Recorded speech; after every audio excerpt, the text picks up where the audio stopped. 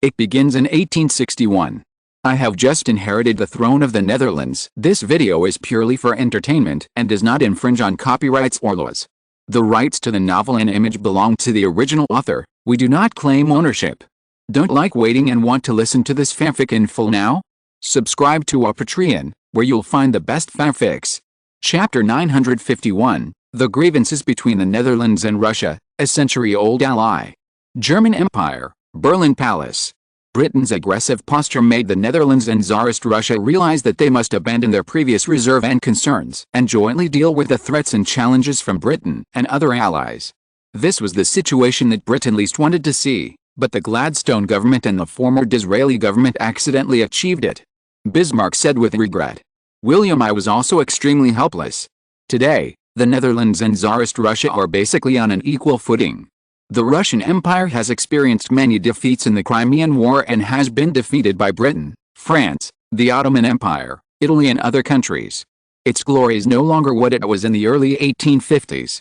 The Netherlands fought 4 naval wars with Britain in the 18th and early 19th centuries. It won the first 2, tied the 3rd, and lost the 4th. It almost perished. It re-established its country in 1815. Now, after 4 generations of Dutch kings and more than 60 years of struggle, it has achieved a complete rise. It is fully qualified to be on an equal footing with the Russian Empire in terms of wealth. This has provided an unprecedented foundation for the Netherlands and Russia to unite. Old Moltke nodded and said, "Yes, William IV is not his great-grandfather William I, and his great-grandfather William II.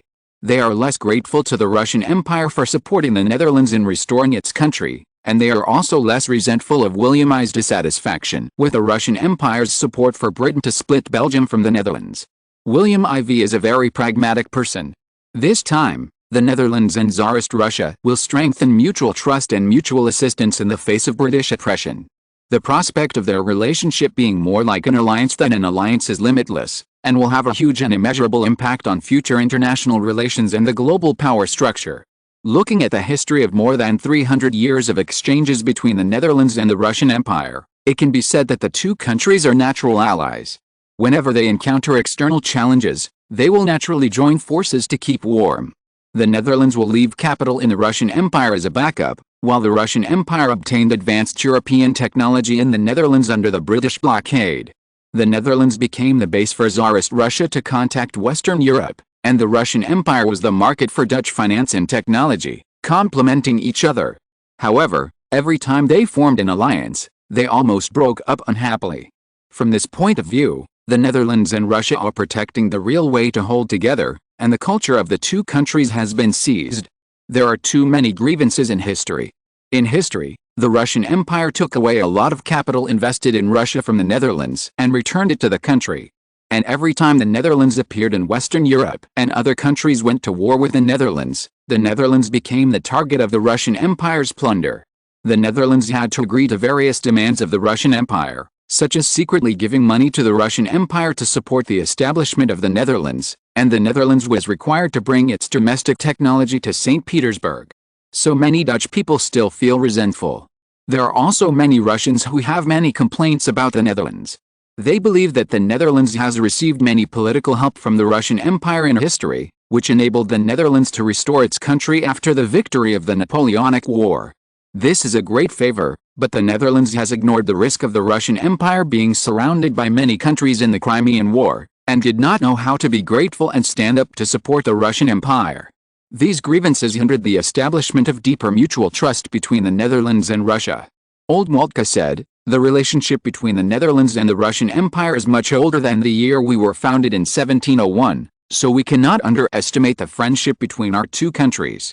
Bismarck nodded and sighed. It was the British government's two-pronged suppression of the Netherlands and the Russian Empire for more than 100 years that made the Netherlands and Russia feel unprecedented oppression.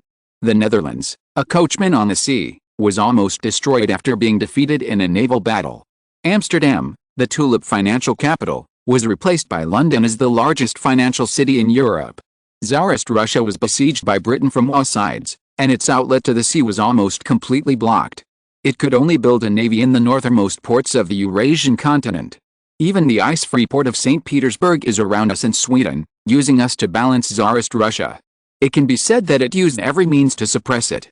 In order to weaken the Netherlands, Britain lured, coerced and forced other European allies to support anti-Dutch actions, froze the ideas of the Russian Empire's allies in Europe, and even guided the situation to reduce the relationship between the Russian Empire and the Austro-Hungarian and German empires. In this way, the Russian Empire, a land power, was forced to be trapped on land. The Netherlands can only move its capital to the Far East to maintain its European territory, which is too small to be destroyed by other countries, including Britain, France and Germany. After all, in 1830, the British Navy lined up along the coast of the Netherlands' European mainland and attacked the coast, which shocked Europe at the time and successfully forced King William I of the Netherlands to submit. The Netherlands felt the crisis of life and death. This is why William IV of the Netherlands came to power. In order to prevent this crisis from happening again, he resolutely chose to move the capital to the Far East, avoiding the powers of Britain, France and Germany. He was no longer willing to be under the dangerous wall and look at the faces of various countries to keep the country safe and secure. Bismarck took a deep breath, and then said, "The real reason that hinders the Netherlands and Russia from further building mutual trust is the unequal relationship between the Netherlands and Russia in the past. The size of the land area and the small population of the Netherlands, except for the early period of the Principality of Moscow when the Netherlands had the upper hand, the Netherlands has been in a weak position in every alliance since the establishment of the Russian Empire. The Russian Empire has never regarded the Netherlands as an equal partner. Even in the eyes of the Russian Empire, the Netherlands is just a younger brother. As one of the driving forces supporting the rise of the Principality of Moscow, the Netherlands is naturally unwilling to continue to be a younger brother, always thinking about being on an equal footing, which has always made the Russian Empire uncomfortable. So many times the Russian Empire is willing to stand idly by and watch Britain, France and Germany oppress the Netherlands. This disguised warning to the Netherlands forced the Netherlands to recognize that it is just a younger brother of the Russian Empire. Bismarck's statement was recognized by William I and Moltke the Elder. Naturally, the military and political minister Ron next to him would not object, but he showed a strange look on his face and was a little hesitant. Seeing this, the sharp-eyed German Emperor William I asked, "Sir Ron, what do you want to say?" Ron saw several people looking at him and said, "I agree with what you said just now.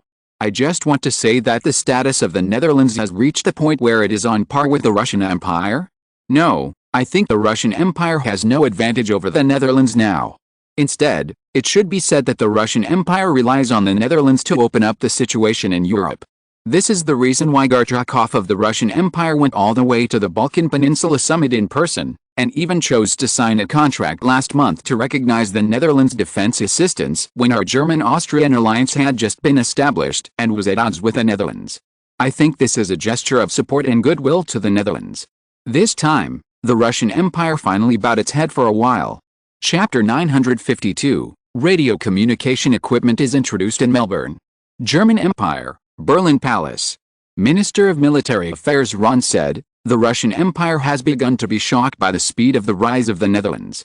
In addition to the Dutch industrial technology, economic strength, military growth, etc., the Russian Empire has to face the reality of the Netherlands. Compared with the Netherlands, Russia now needs the support of the latter more. Ron, currently, the Dutch technology has exploded. Last week, the long-distance power transmission, thermal power stations, color photos, etc. appeared one after another, all of which indicate that the Netherlands will become the real hegemon at the advent of the global electrical age. Even our German Empire is far inferior to the other side in such aspects." William I said dissatisfiedly, "The people in our German Empire Royal Academy of Sciences are a bunch of good-for-nothings. Every year we invest so much money, but the harvest is so poor. On the other hand, in the Netherlands, the Royal Netherlands Academy of Sciences, which is also established, has a large number of new inventions every year. Edison alone has invented hundreds of patents in the past 10 years, and his company, Holland General Electric, has thousands of patents, which is more than the patents owned by our German Empire alone. Almost one person is as good as the invention of a country." William I was dissatisfied, but the others said that it was understandable. Seeing the advent of the electrical age, as one of the three strongest countries in the electrical age, the Netherlands, Germany, and the United States, the Netherlands was advancing by leaps and bounds, the United States was catching up, and Germany was crawling at a snail's pace. How could this not make them anxious? Even Bismarck was full of resentment. As a human being, Germany imitated the Netherlands to establish the Royal Academy of Sciences in 1872. It has been nearly 10 years, but there are very few inventions. If these financial resources were put elsewhere, they might have blossomed and borne fruit long ago. However, Bismarck just thought about it, because he knew that this would undoubtedly cut off the foundation of the industrial development of the German Empire and was absolutely unacceptable. However, just as he was thinking this, a message came, breaking the silence of the entire German conference room, and several people exclaimed. The conference room secretary who was guarding the door knocked on the door and came in with a telegram that was still hot. Your Majesty, the Royal Netherlands Academy of Sciences has issued the latest invention announcement again. Royal Netherlands Academy of Sciences? Another invention announcement? William I and Bismarck and his men couldn't help but feel bad. William I quickly took the telegram from the secretary. After reading it, veins almost popped out of his face. He said harshly, "It seems that our German Imperial Academy of Sciences needs to be reorganized. What's the point of keeping a bunch of trash?" At the same time, Bismarck and his men took the backup telegram from the secretary and saw the content of the telegram. After reading it, they were really upset. On August 1, 1881, the Royal Netherlands Academy of Sciences held a press conference to announce that Dutch mechanical engineer Stanley designed and invented a new bicycle style from the perspective of mechanics and kinematics, equipped with a forklift brake. The front and rear wheels were the same size to maintain balance, and made a diamond frame with steel pipes, using rubber tires invented by the Netherlands before. He also made many bicycle parts machine tools, which laid the foundation for the mass production of bicycles. Even the Royal Netherlands Academy of Sciences has recognized Stanley as the inventor of the bicycle with the greatest contribution. At the same time, King William IV of the Netherlands directly gave him the title of Father of Bicycles. In the telegram of praise sent by William IV to the Royal Netherlands Academy of Sciences, he said that this was the most modern bicycle model, and Stanley's title was well deserved. As the world's largest bicycle producer, the Netherlands has produced 10 million bicycles in production bases around the world in the past 15 years, with an average annual output of 700,000 bicycles. Since the price is not low, internationally, people who own bicycles are all people with small assets. Not counting the Netherlands as the most developed country, there are 4 million bicycles in the Netherlands. Among the 24 million people, 1 in 6 people owns a bicycle. This is actually not accurate, because in many cases, if we count the family as a unit, one family has 6 people, and every family has a bicycle. The Netherlands uses 4 million bicycles itself, and the remaining 6 million are sold worldwide. Among them, governments have purchased no less than 10%. In particular, during the Chilean Civil War in 1878, the flexibility of the bicycle army formed by the Netherlands was verified on the battlefield. The rapid response resulted in the collapse of the southern Chilean army before it could react.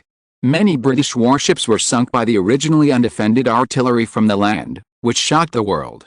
Therefore, since 1878, countries have begun to purchase bicycles from the Netherlands to build their own rapid response forces of varying sizes.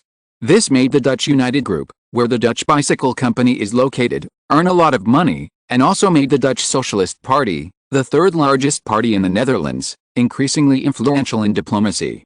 With Stanley's new invention, bicycles have become more perfect, and the emergence of machine tools has even greater productivity. It can be foreseen that the Netherlands' bicycle manufacturing capabilities will be taken to a higher level, and the Dutch Far East Group will become a truly multinational manufacturing giant. In addition to Stanley, the Royal Netherlands Academy of Sciences also announced that Dutch scientist Hertz, of German descent, discovered electromagnetic waves. Using electromagnetic waves, Hertz, together with his good friend the Italian Marconi, invented radio communication equipment. This technology has been acquired by the Dutch Far East Group, and the two have become inventors of the group. The Far East Group has announced on the spot that it plans to build signal-receiving base stations between the Australian continent and New Zealand, and between the Australian continent and Jakarta in the East Indies. If the radio communication equipment is successfully used to send telegrams, it will be built on a large scale in the territories ruled by the Netherlands, and eventually promoted to the world. The Far East Group announced that it expected to invest more than 100 million Dutch guilders, £4 million, in the early stage to support this project. This is what it means to be rich and powerful. After all, The defense expenditure of the Kingdom of Siam last year was only this amount. The telegram in the hands of Bismarck and others showed that when William IV congratulated the invention, he expressed his full support for the practicality of this invention. Whether it is military or civilian use, it will have a revolutionary effect on the Netherlands. He also stated in the congratulatory message that he would give the Netherlands government a full green light and support the plan administratively. The development of telecommunications has provided the most effective way to transmit and disseminate information. The spread of radio has reduced costs and increased safety. The Netherlands should be at the forefront of this technology. Chapter 953. It is better for a small country to buy weapons than to make them. While the Royal Netherlands Academy of Sciences has been continuously announcing new inventions to attract foreign home ports in the past 2 weeks, the Dutch and Brazilian militaries have quietly reached a huge deal without causing any waves. The arms trade is a very profitable business, especially the sale of weapons production lines and the transfer of weapons production technology. The production lines and technologies of rifles and semi-automatic rifles alone have made the Netherlands a lot of money. In addition, the after-sales service of these production lines is even more violent. The huge profits that make people jealous will naturally make William IV and the entire Dutch arms manufacturers very satisfied. And the Dutch know that this is not a one-time deal. If the relationship between Brazil and the Netherlands continues to be friendly, with the integrity of the Dutch and Brazilian capitalists, they are likely to package all the subsequent weapons production line upgrade business to the Netherlands, and the arms dealers and contractors of the two countries will be very willing to promote the alliance relationship between the two countries afterwards. William IV would naturally not question this. Think about the future. Why do so many countries want to buy weapons from the United States? In fact, some countries are not unable to make them, but the cost of making them is too high. The financial cost of technical training and maintaining the R&D team is sky high, and the weapons produced are not used up by themselves. Maintaining the team is a waste of resources, and they can only keep on the road of innovation. It's okay for big countries. Supporting finances is not too much effort, but if it is a small and medium-sized country, it will be miserable. The national defense finances are severely compressed. The salary is too little. The most innovative team can't even pay the salary, and they don't pack up and leave. In the end, they just help others train other talents.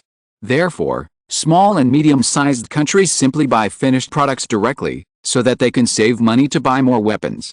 This is the fundamental reason why it is better to buy than to make, that is, the cost of research and development is too high. Why do many companies in later generations like to import chips from other countries, but not research and develop them themselves? They are dragged down before the chips are developed and manufactured. Otherwise, don't they know that it is uncomfortable to be strangled by others and the benefits of having independent research and development and production capabilities? The key point is the investment in research and development. It is difficult to achieve a positive ratio between the harvest and the effort. After all, the market share of the products developed by themselves is so small. It only costs tens of thousands of pounds to buy a few artillery pieces, but if you develop them yourself, it will cost hundreds of thousands of pounds. This not only consumes a lot of time, but is also full of uncertainty as to whether they can be developed or manufactured. For capitalists who are keen on making money, large-scale capital investment in this area really cannot maximize the benefits. If you are unlucky and collapse on the eve of the harvest, it would be a pity. Weapon research and development is the most vivid and concrete of them. Weapons are used for war, and if they are developed but there is no war to fight, the demand will naturally not be high. If there is a war, then you have to be careful. If you sell your weapons to one of the parties in the war, you will be hated by the other party, and you may even become the target of blackmail in national politics and diplomacy. In the end, it is common for the country to be blocked due to insufficient national strength. Brazil is a big country on the surface, but its industrial strength and foundation do not match. So at this point, William IV knew that the other party was currently disliked by Prime Minister Fonseca, and it was his best choice to turn to the Netherlands and support the military to increase the arms purchase agreement with the Netherlands. William IV sneered, "Brazilian Empire? Perhaps, Brazil still needs to overthrow this last monarchy in Latin America before the Netherlands can truly recognize the most influential country in Latin America. At that time, the Dutch royal family will be able to have the most powerful royal family in Latin America. How will the Brazilian government choose to equip the army with advanced equipment with mature technology, or wait for them to develop products with a certain performance.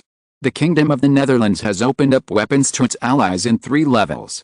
The third level of open arms sales has reached 40%. This type of allies currently have the Russian Empire, the Qing dynasty, Mexico, Honduras, Costa Rica, Guatemala, Belize, and Nicaragua in the 13 nations group. The second level of openness has reached 50%. This type of country currently has Peru, Colombia, Venezuela, Bolivia, the Kingdom of Siam, and Spain in the 13 Nations Alliance in South America. The first level is open to foreign arms sales of up to 60%. Currently, there are only Greece, Denmark, Sweden, Chile, and Ecuador in this category. Selling weapons. The advanced levels of weapons that can be purchased at the 3 levels are different. For example, the highest level of the first level can purchase the second-generation submarines and steam battleships made in the Netherlands, and all have the right to be withdrawn first. The second level can only purchase warships and submarines, but the waiting time is longer, and the weapons equipped will also be restricted. The third level of allies will have to wait longer. Moreover, many advanced technologies will be replaced by more backward weapons. It can be said that the emergence of these 3 levels has significantly divided the allies of the Netherlands into clear levels. Therefore, the restrictions on the sale of weapons currently released by the Netherlands are actually more convenient for allies to purchase. At present, the above countries can purchase directly with the Dutch foreign weapons list. These countries will naturally be very happy, and this opportunity rarely appears. Especially in Mexico, since the Republic of Mexico overthrew the monarchy, European countries have mainly exported finished products in the military industry in order to restrict Mexico, and they are very cautious about the export of production lines. Therefore, Mexico has been relying on the black market to passively provide guns and ammunition for more than a decade. The situation in Mexico has improved only with the emergence of the Netherlands. Therefore, Mexico is now very satisfied with becoming the third type of ally of the Netherlands. This time, Mexico City did not ask the Netherlands to buy a production line like Brazil did, but it did ask for a large-scale military purchase, with more than 100,000 guns, and additional ammunition. It can be said that the money earned by the Dutch arms dealers is enough to make the world, especially the British, jealous. Brazilian Empire, Rio de Janeiro, Prime Minister's Office. Prime Minister Deodoro da Fonseca is a soldier and politician of the Brazilian Empire. He was born in a military family on August 5, 1827, so Fonseca has regarded himself as a descendant of a military family since he was a child. He participated in the Paraguayan War in the early 1860s and made many great achievements. Finally, with his political mind, he became the Prime Minister of the Brazilian Empire for nearly 20 years, with tremendous power. However, now facing the Brazilian in front of him, he is the most amiable person in history, and even this is a treatment that Brazilian Emperor Pedro I has never received. Who is this person? Why does Fonseca, the powerful Prime Minister, pay so much attention to him? Chapter 954, How many levels are the Dutch allies divided into? 1881, a document said to be from the Dutch Ministry of Foreign Affairs first appeared in the Financial Times in the UK, and then circulated to the whole world, causing a sensation again. Many people in the world today know that the Netherlands has surpassed the UK in economic scale in 1876, and as early as before 1870, the per capita income of the Netherlands exceeded that of the UK, making it the richest country in the world. The Kingdom of the Netherlands has allies all over the world. Alliances are crucial to the Netherlands, because they are the best helpers for the Netherlands to compete with the UK in the world, and are an indispensable part of maintaining the rise of the Netherlands to directly surpass the UK to become the hegemon. The Netherlands will divide its allies into 3 levels, and the document leaked by the Dutch Ministry of Foreign Affairs is a document on the classification of Dutch allies. In the document, how does the Netherlands distinguish allies of different levels, and who are they? In this British newspaper, it is first introduced that the newspaper obtained the true content of this document by obtaining secret information. The article introduces that the Dutch document first records the most core allies. Although the Netherlands has many allies, there are only 4 core allies, 2 of which are Denmark and Sweden in Northern Europe, and Greece in Southeast Europe. The newspaper went on to point out that for the Netherlands, the most important part of its hegemony is Europe, because there are many powerful countries in Europe, and the overall situation is difficult for the Netherlands to match. Even the United Kingdom, Germany, Russia, and France are not weaker than the Netherlands. Moreover, with the rise of Germany, the influence of European powers is currently seriously spilling over. The Netherlands is currently paying more attention to Europe than to other regions.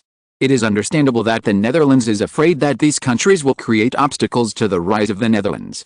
If European powers are on good terms with the Netherlands, then the rise of the Netherlands to become a hegemon is just around the corner and extremely stable. On the contrary, if European powers unite to hostile the Netherlands, the rise of the Netherlands will be shaky. The Financial Times of the United Kingdom stated that the Netherlands' policy towards Europe is to win over European powers, except Britain, an inherent hegemonic country, for the rise of the Netherlands, and to prevent European powers from following Britain to integration. A fragmented Europe is in the interests of the Netherlands. Sweden, Denmark, and Greece are the best allies of the Netherlands to split Europe and prevent Europe from moving towards integration. Why do you say that? The Financial Times said that since the rise of the steam industrial revolution, Britain has been playing the role of a troublemaker in Europe, resolutely resisting the union of the European continental powers and implementing the national policy of balancing the division of the European continental powers for a long time. In a word, Britain is also afraid that the European continental powers will move towards unity. However, although Britain and the Netherlands now have the same interests and both believe that the European continent should not be united, their respective relations with European countries, plus the fact that the two countries are currently competing for the position of maritime hegemony, make the two countries seem to have contradictions on the issue of balance of power in Europe. The Financial Times said regretfully that if Britain and the Netherlands had the same origin and similar culture, it would be inevitable for the two countries to unite, but unfortunately they were not, so the two countries became opponents. Sweden is the ancestral land of all Germanic countries and the ancestral country of the Vikings. More than 80% of the population of Denmark, Britain, Germany, and the Netherlands are from the Germanic people on the Scandinavian peninsula, which is now ruled by the Kingdom of Sweden. The Germanic people currently occupy the majority of the most powerful countries in the world. They are extremely powerful in the world. The United Kingdom, the German Empire, the Netherlands, the United States, Sweden, Denmark, the Austro-Hungarian Empire, etc. These countries together are enough to make France, Russia, Italy, Spain and other countries stay away. The ancestral land of the Germanic people in the world is Sweden, so whoever has the strongest relationship with Sweden can have the best impression in the hearts of the Germanic people. The British wanted to split Sweden in order to get a share of the ancestral land of the Germanic people in Norway. Unfortunately, William IV of the Netherlands beat the British hand that year, making Sweden extremely wary of Britain, and Britain did not succeed in the end. There are two reasons why Sweden and Denmark have become the core allies of the Netherlands. One is that Sweden and Denmark control Northern Europe and the Baltic Sea outlet, which gives the Netherlands room for maneuver in Northern Europe to deal with the major powers such as Britain, France and Germany. The European part of the Netherlands was facing threats at that time. William IV's alliance with these two countries increased his weight in Europe, and finally gave Prussia, France and the Netherlands room for bargaining to deal with Britain together. Later, with the rise of the Netherlands in the 1870s, these two countries also became important bargaining chips for the Netherlands to compete with Britain for dominance at sea. The alliance between the Netherlands and the Baltic Sea, which controls the Oresund Strait, made the Netherlands' influence there surpass that of Britain. The combined population of new immigrants to the Netherlands from these two countries exceeds 200,000 each year, which is definitely a great help for the Netherlands, which has a relatively large population gap. Moreover, the location of Northern Europe has given the Netherlands a way out, which is very important. It is a strategic location that William IV of the Netherlands has long wanted to master. Denmark's Iceland and Greenland have now sold half of the latter to Sweden and the Netherlands, and on Iceland, Sweden, the Netherlands, Denmark, and Spain form a Nordic alliance and jointly station troops there to prevent the possibility of a British invasion from the north. Therefore, these two countries are the mainstay of the Netherlands' influence in Northern Europe. The Kingdom of Greece is a pawn of the Netherlands embedded in the chaotic Balkan Peninsula in Southeast Europe, and a thug who helps the Netherlands control the Balkan Peninsula. In addition, the vast majority of Dutch household wealth is still controlled by the three major Dutch groups, and the current parliamentarians and officials of the Kingdom of Greece are all spokesmen for these Dutch consortiums. Therefore, the Greek economy and politics, which are mainly based on the Dutch consortium, are close to the Netherlands, and the current Greek King William II is the father of King William IV. Greece naturally becomes the closest brother of the Netherlands. This is the first level, and the Netherlands also has several second-level allies. The newspaper reported that they are the veteran members of the Latin American 13 group of Chile, Bolivia, Peru, Ecuador, Venezuela, and Colombia. These countries face the Pacific Ocean of the Netherlands and are considered neighbors of the Netherlands. Their location determines that the Netherlands and these countries are inseparable economically and politically. Among them, these countries are vast and sparsely populated, rich in resources, and are an inexhaustible resource base for the Netherlands. The economies of the Netherlands and these countries have long been integrated. These countries are related to the national security of the Netherlands at the East Gate. The size of the threat from the sea depends on whether these countries support the Netherlands, so these countries are absolutely very important to the Netherlands, and their importance is not less than that of Sweden, Denmark and Greece mentioned earlier. Chapter 955. 300 million Qing people are our largest market. The third-level allies of the Netherlands are no longer considered the core allies of the Netherlands. They are mainly used to maintain the interests of certain special regions of the Netherlands. Spain in southern Europe, the Russian Empire in Eurasia, the Kingdom of Siam in Southeast Asia, the Qing dynasty in East Asia, and the former United States of America all belong to the third-level allies. Among them, Spain is the helper of the Netherlands to expand its influence to southern Europe, and it is also the existence of the Netherlands in southern Europe to balance Britain and France. At the same time, the existence of Spain makes it safer and more reliable for the Netherlands to enter and exit the Strait of Gibraltar, which is an extremely important strategic location. The Russian Empire is the most important complementary ally of the Netherlands in the world. The Russian Empire needs technology and maritime power from the Netherlands to balance Britain, while the Netherlands needs the Russian Empire to achieve a deterrent effect when facing the German Empire and the Austro-Hungarian Empire. Similarly, the existence of the Russian Empire makes the relationship between the Netherlands and Sweden more dominant. After all, the Russian Empire occupied Finland and defeated Sweden for more than 70 years. The grievances between the two countries have never really been put down. Even in the 21st century, the country is still wary and dissatisfied with Russia. Like a snake, it is waiting for the right moment to strike, bite the opponent to death, and avenge the hatred for hundreds of years. So William Ivey understood that allies also need to check and balance each other, and Tsarist Russia and Sweden are the best examples. Similarly, Mexico and Colombia, the century-old rivals in South America, are also the same. The Tsarist Russian Empire can also check and balance the Qing dynasty in the Far East, and it is a huge threat to Japan. Perhaps it is funny to say that the British counterparts need Japan to check and balance Tsarist Russia. Britain and the Netherlands can be said to be disguised, secretly conducting proxy wars. Perhaps soon, Britain and the Netherlands will verify the attitude of the two countries towards war on Japan and Tsarist Russia. The third-tier ally is the Kingdom of Siam. This Asian country is the bridgehead promoted by the Netherlands in Southeast Asia. It is not an exaggeration to say that the Kingdom of Siam is the outpost used by the Netherlands to deal with the British and French colonies.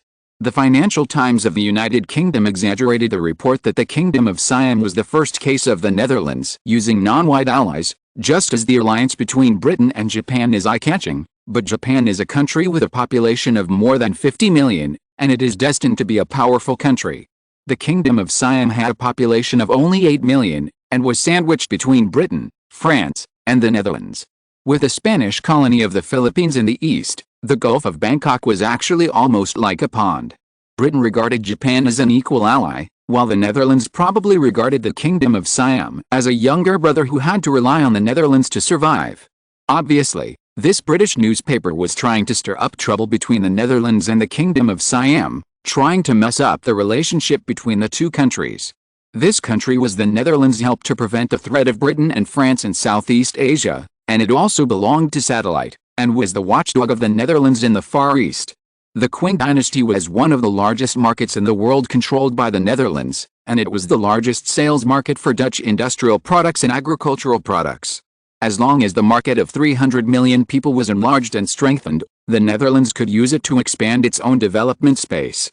This was to offset the huge market that Britain gained after occupying India, which allowed Britain to develop. Even India only had 200 million people, while the Qing dynasty had 300 million people, and the Qing dynasty had a much stronger ability to accept foreign culture, while India was indigenous and had a low literacy rate. Therefore, The Qing dynasty was the most important commercial country for the Netherlands. The labor force brought by the Qing dynasty had been verified in the Dutch East Indies. At present, there were hard-working Qing people helping to expand railways and roads in the region, and even in the northern part of the Australian continent and the island of New Guinea. Many Qing people even immigrated there and became a generation of immigrants, opening up wasteland and expanding land, helping the Netherlands to continue to expand its cultivated area. In addition, the Qing dynasty was the most powerful in the northeast of the Far East in terms of geography and political influence. The surrounding vassal state, the Kingdom of Korea, was still subject to the Qing dynasty. In the south, Myanmar was occupied by Britain, and South Vietnam and North Vietnam were also occupied by France. In short, the Qing dynasty now looked around and was surrounded by wolves. The relationship between the Netherlands and its allies made Li Hongxiang and Cixi understand what attitude to use when the Qing dynasty dealt with the Netherlands. For the Netherlands, which has successfully moved its capital to the Far East Australian continent, the Qing dynasty can be said to be the largest northern neighbor of the Netherlands.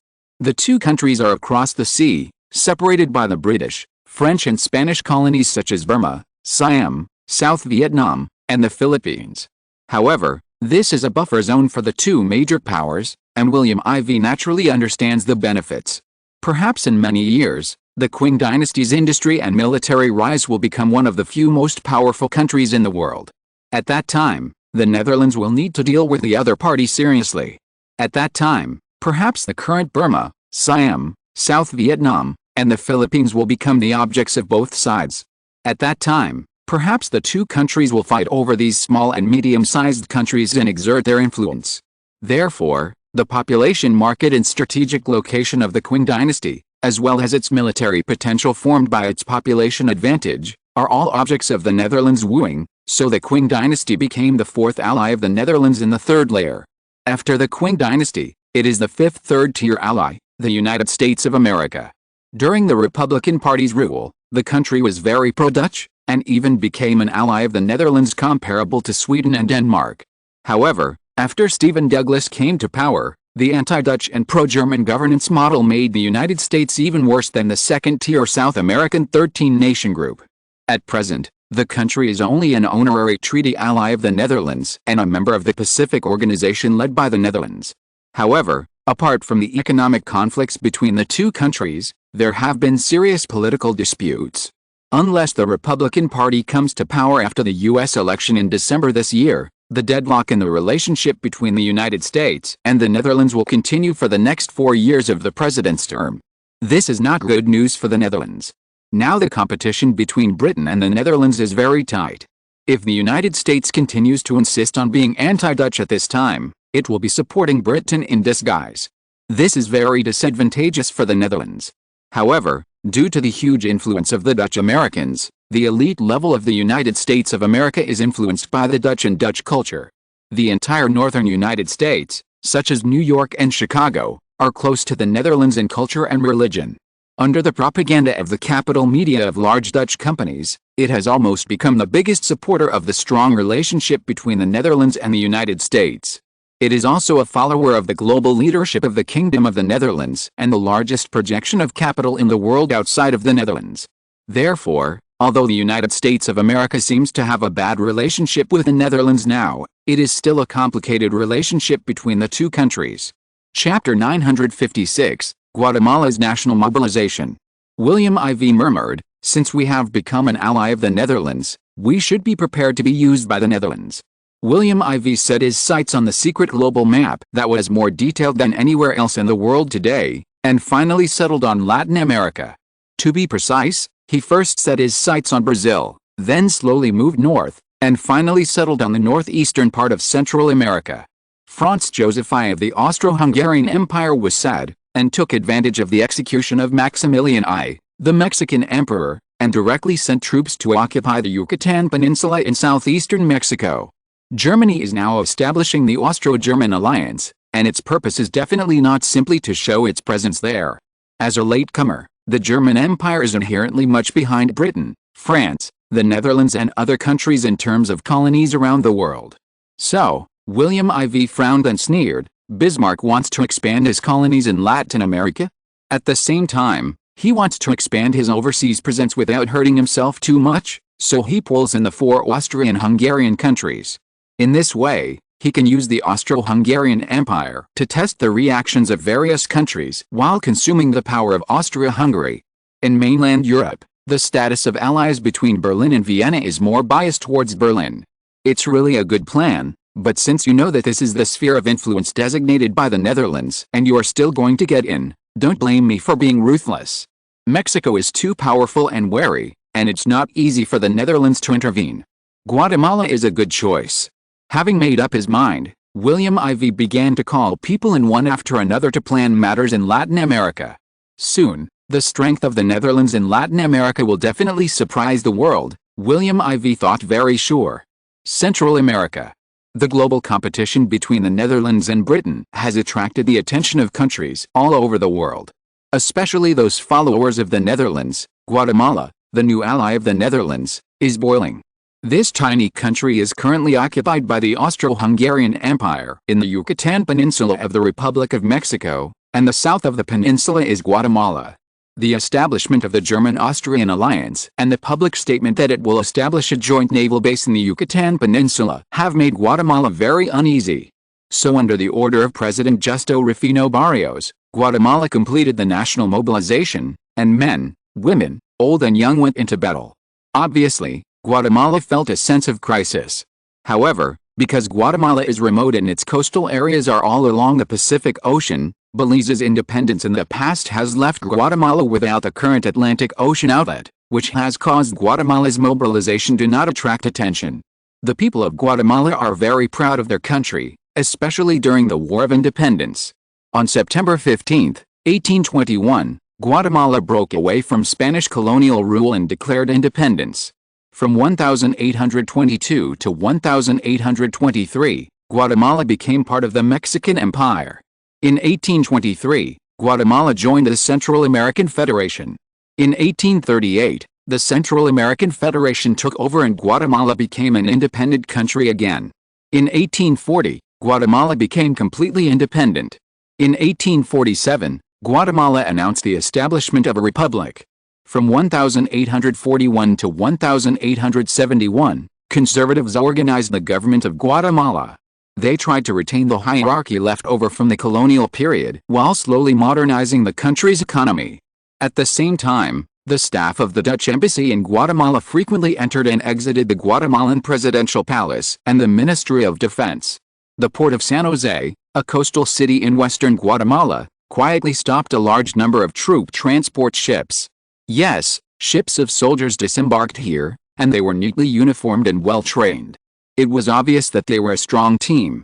Although this scene happened in the early morning of Guatemala, it was still seen by some local dock workers. Although they were curious, as ordinary people, they did not want to cause trouble, so they pretended not to know and did what they had to do.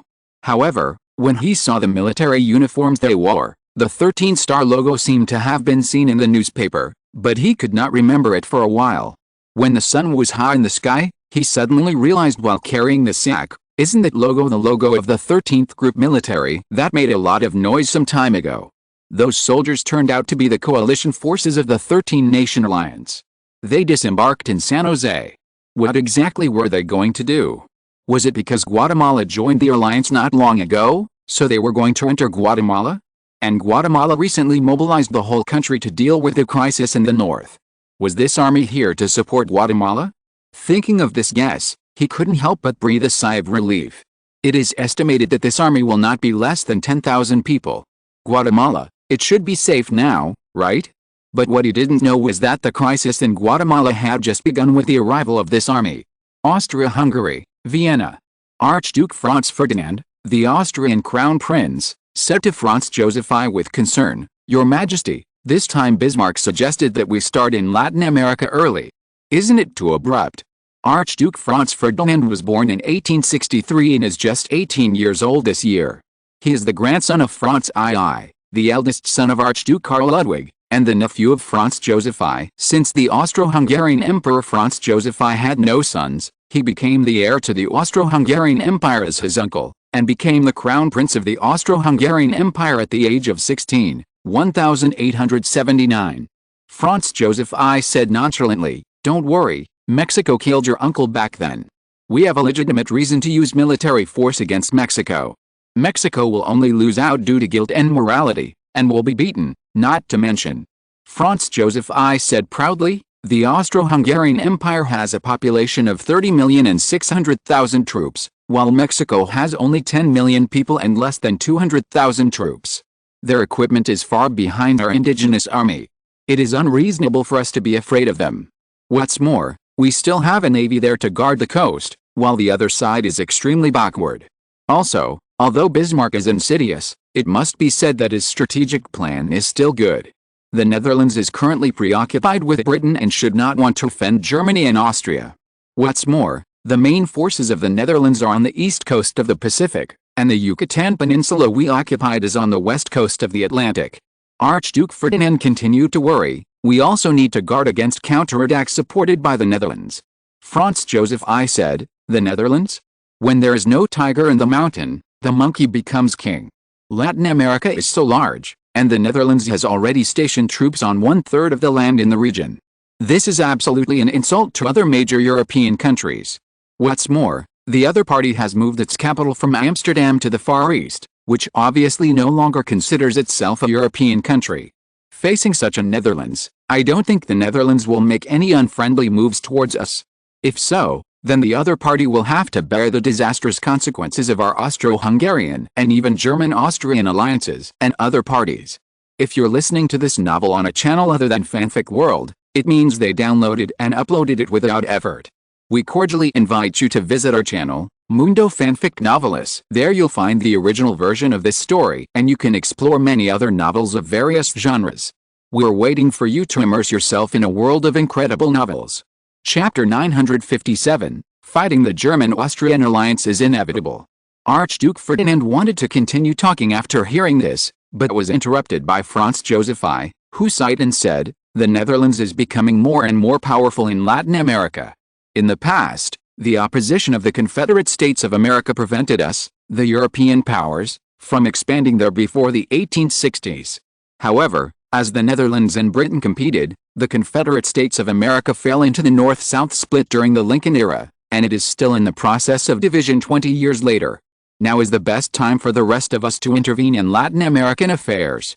If we miss this window, it will be more difficult to have opportunities in the future." Archduke Ferdinand's expression eased slightly, so over the years, although everyone was disgusted with Britain, they did not stop the Confederate States of America from continuing to divide the South, in order to prevent the United States from continuing to implement the Monroe Doctrine in Latin America after its unification. "Yes," Franz Joseph I nodded, "so Ferdinand, everything still needs to be considered comprehensively. The Netherlands has risen too fast and has monopolized too many benefits. It has touched the interests of too many people, and it deserves to be called an object of suppression." Ferdinand did not object this time. The Netherlands should not have occupied so many interests. Western Latin America has almost become its backyard. The other European powers have gained nothing, which is a taboo. Archduke Ferdinand asked, "Your Majesty, when are you going to start?" Franz Joseph I said at this time, "It is August 10th now, so let's start on September 1st and end this war before winter comes." "What kind of results does your uncle want?" Archduke Ferdinand said. "At least occupy the entire southern part of Mexico and fight outside Mexico City." Franz Joseph I said fiercely, "Avenge your third uncle who was shot." Archduke Ferdinand heard this and fell silent again.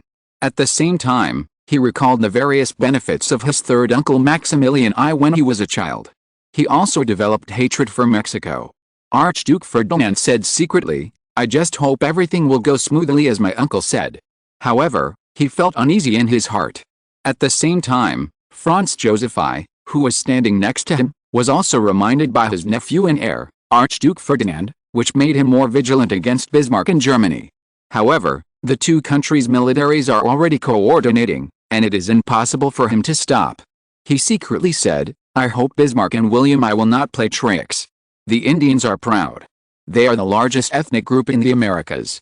Even after the successful invasion of the current European whites, they still occupy the majority in terms of population.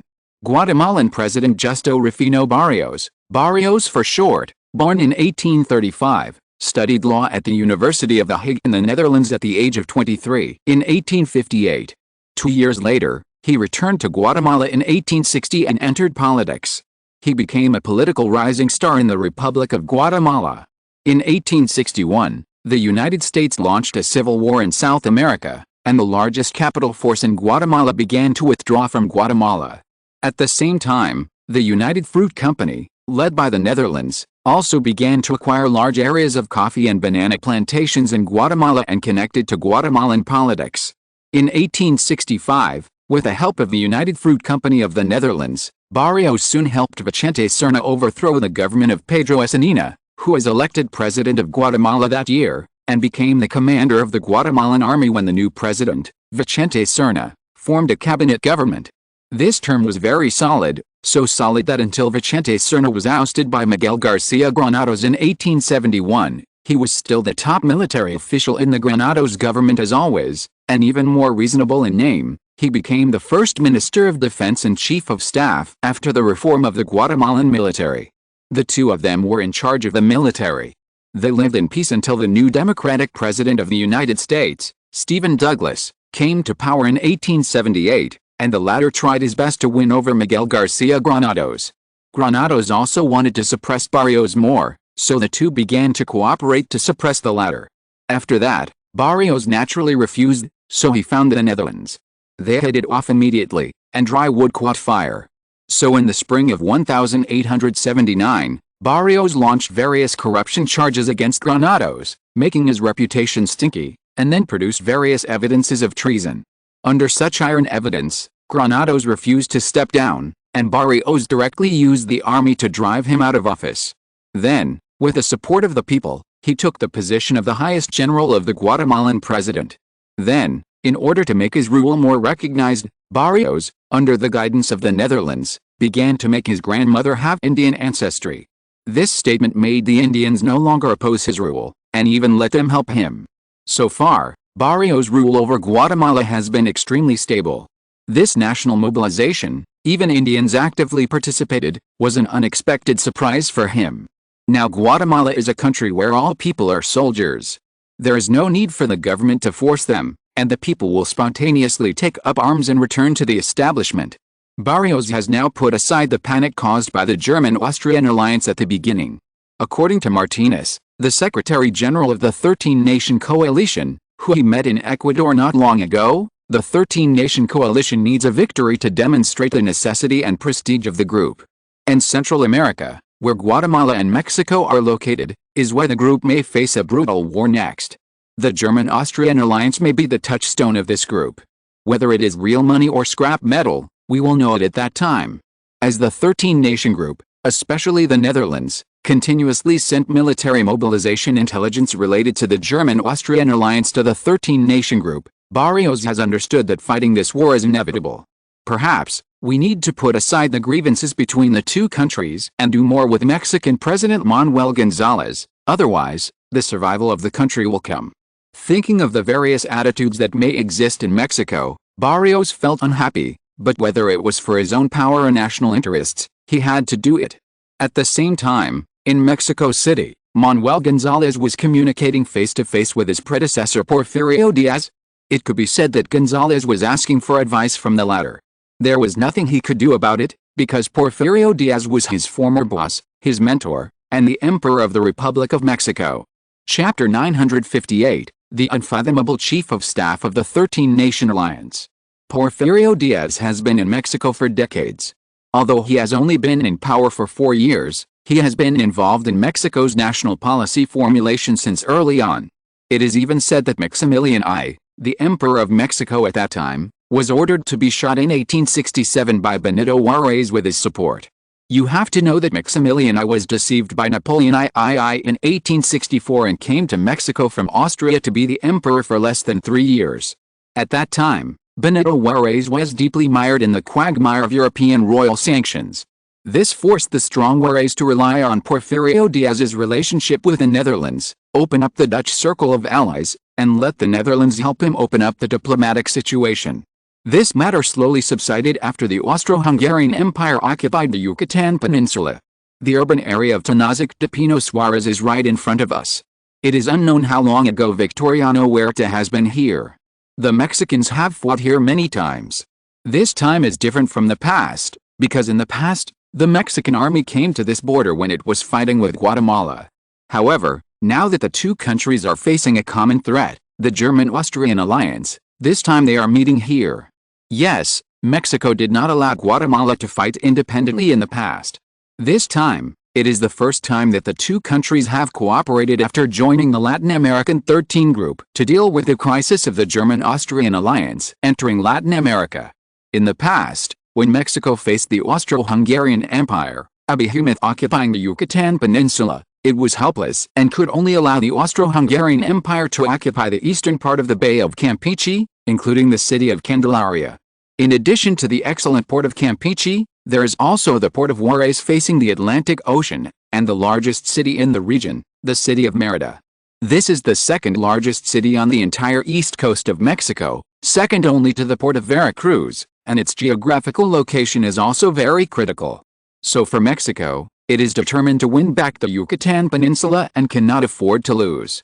So when the Netherlands came to Mexico City and expressed its willingness to support the other side to retake the region, all the political leaders in Mexico supported Mexico, which had originally taken a relatively neutral position in the Anglo-Dutch contest, and fully sided with the Netherlands. Even the willingness to ease relations with Guatemala this time was also a masterpiece of the Netherlands. Victoriano Huerta, as one of the representatives of the young generation of the Mexican military, joined the army at the age of 17 and later entered the military academy of the Chapultepec Army. During the reign of the former Mexican strongman President Diaz, he was a major general in his life, led troops to fight against Zapata's troops, and also participated in the reform of the Mexican army. After Porfirio Diaz stepped down in 1880, he had a very harmonious relationship with the newly elected President González. This time, he was promoted to lieutenant general by González after a lapse of 2 years. As the leader of the 30,000 frontline troops sent by Mexico, he was secretly deployed to Tenazique de Penachuars at the border with Guatemala. This will be his temporary headquarters for the future war against the German-Austrian alliance, and it will also be the location of the alliance between Mexico and Guatemala. When Huerta thought of this, he was worried. The German Empire and the Austro-Hungarian Empire are both powerful countries in the world. If this war breaks out, we will face very tragic losses in the end. I am afraid that after this war, the eastern coast of Mexico will be full of holes. At this point, Huerta looked at a man in a suit and tie who was also sitting next to him and was incompatible with the Mexican army, and smiled. "Lieutenant General Seth, how do you think we should prepare for this war?" Huerta had to do this. The person in front of him was a representative of the young and strong faction of the Dutch military. Although they were also young and strong factions of their respective countries, the international status and national strength of the two countries were different, so their weight was naturally incomparable. Even if the person in front of him was one of the few high-level Dutch officials in the 13-nation coalition in Latin America, his status was second only to Martinez, the Secretary-General of the coalition. He was the Chief of Staff of the coalition. It can be said that many plans for this war against Germany and Austria were planned by the person in front of him. Can you imagine that a chief of staff who manages 100,000 troops of the 13 Latin American countries would be weak in ability and means? Seth is very modest, so he is easy to get along with. But it is because of this that Huerta is afraid, because a biting dog does not bark, and a silent snake hiding in a corner will kill people if it does not attack. Therefore, Huerta is as respectful as he can be to him. Seth looked at the other person casually, then thought for a while before he said slowly, "The German-Austrian alliance is currently adjusting supplies domestically, loading and unloading at the German port of Heligoland Bay and the Austro-Hungarian Mediterranean port of Novigrad. However, a batch of supplies has already arrived in Lisbon, Portugal, and has been away from Lisbon for more than a week. According to the intelligence we collected in the Netherlands and the information provided by the Allies, the German-Austrian alliance should be able to reach Mérida on the Yucatan Peninsula within 1 to 10 days. Huerta's face became even more embarrassed when he heard this. In other words, we have at most 10 days of rest and recuperation, and then we will have to face the German-Austrian alliance with continuous support from Austria-Hungary and Germany. Seth nodded and said, "That should be the case." Huerta asked again, "What do you think Chief of Staff Seth should do now? The other side came so hastily, even so secretly. Obviously, they want to attack us by surprise. Seth said with preparation. If that's the idea, then what else do we need to prepare? Aren't we ready now? Werta looked at Seth. Seth, my appearance is the biggest surprise. In addition, our coalition forces of 20,000 troops have landed in the port of San Jose on the Pacific coast of Guatemala, and are now rushing here at full speed.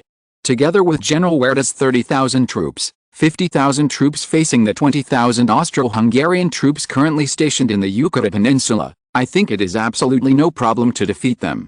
Werta showed surprise on his face. I almost forgot about the arrival of the coalition forces. Then General Seth, it seems that we will have to rely on your coalition forces to support us to get through the difficulties. Seth nodded and said angrily, it should be so. Mexico will not suffer any loss by joining the 13-nation group. The two of them smiled tacitly. As for what they felt in their hearts, only they themselves knew. Chapter 959 Testing New Weapons on Other Countries' Battlefields. Guatemala.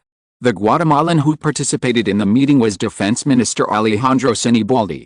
Yes, Guatemalan President Barrios attached great importance to this meeting, so the person sent to participate became the highest ranking among the three. However, according to convention, this meeting was led by Werta, and the other two countries were supplementary. Of course, the coalition combat force was still led by Chief of Staff Seth. Sinibaldi was like a guide, leading 20,000 coalition forces and 10,000 Guatemalan troops for 5 days and nights. From the port of San Jose on the Pacific coast to the small town of Sewell, the headquarters of Guatemala. In 2 days, we can reach Popin. Once there, we can reach the meeting place Tenazique de Pino Suarez at the border between Guatemala and Mexico in 3 days. Thinking of this, Sinibaldi breathed a sigh of relief. Barrios asked him to cross Guatemala from north to south and arrive at a meeting place within half a month. Now, he is about to complete the task. Not long ago, they and the coalition forces successfully handed over weapons and ammunition to Guatemala at the port of San Jose. The problem of weapons and ammunition that restricted Guatemala was solved, and the combat effectiveness of the Guatemalan army was greatly increased. Sinibaldi's deputy general said cautiously, I just received a notice that 30,000 elite troops have arrived in Mexico.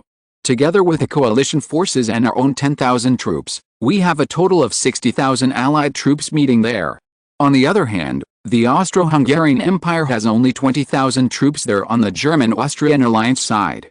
Over the past decade, according to the intelligence analysis provided by the Netherlands, it is said that under safe conditions, the combat effectiveness of those Austro-Hungarians is not very strong.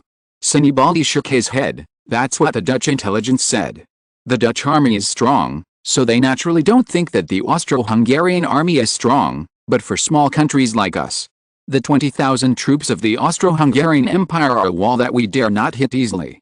Be careful not to smash ourselves to pieces.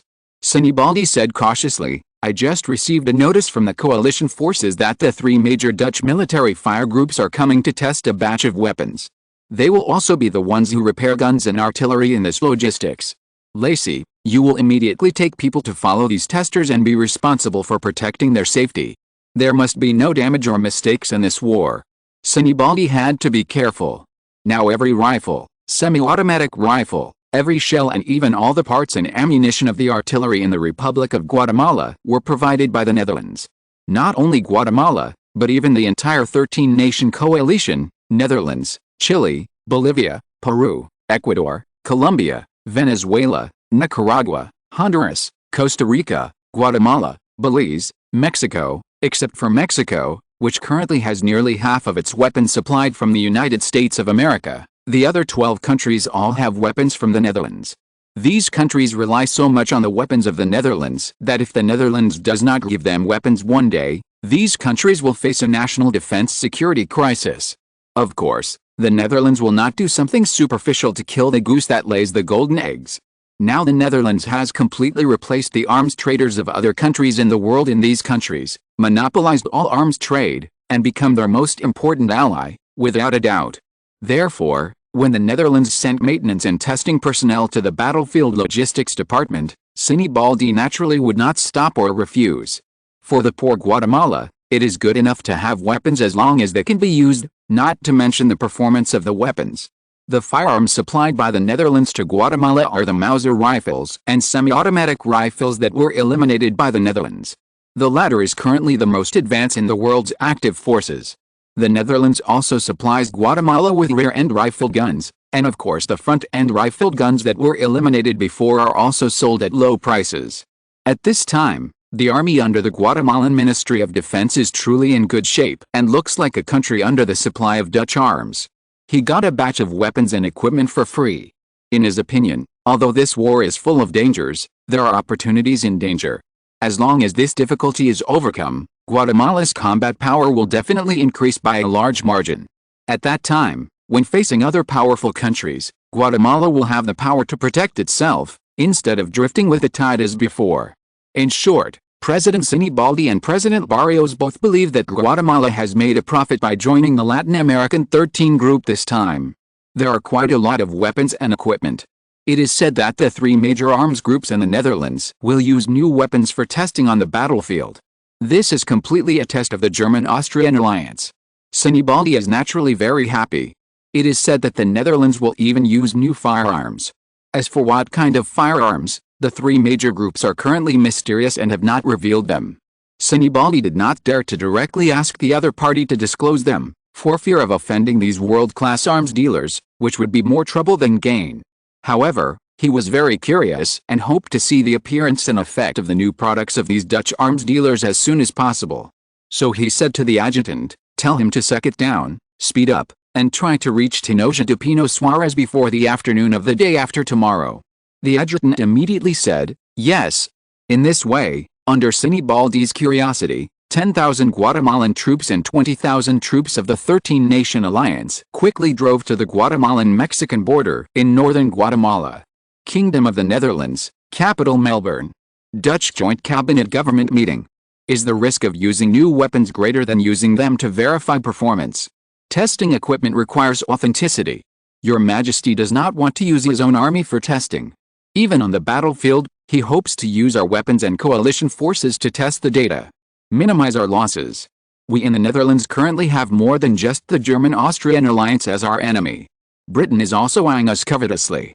If we are not careful, we will be caught in a situation where we are attacked from both sides. Prime Minister Linden said sternly, therefore, the Netherlands will not directly participate in the war this time, but can appear as an auxiliary so that our allies can improve their ability to help us as soon as possible. Deputy Prime Minister Jules Stanaden frowned and said, but in this way, other places will distrust the Netherlands, especially Spain, Sweden, Denmark and so on. I am worried that the neighboring countries there will try to sow discord among these three countries to alienate the security trust among our allies.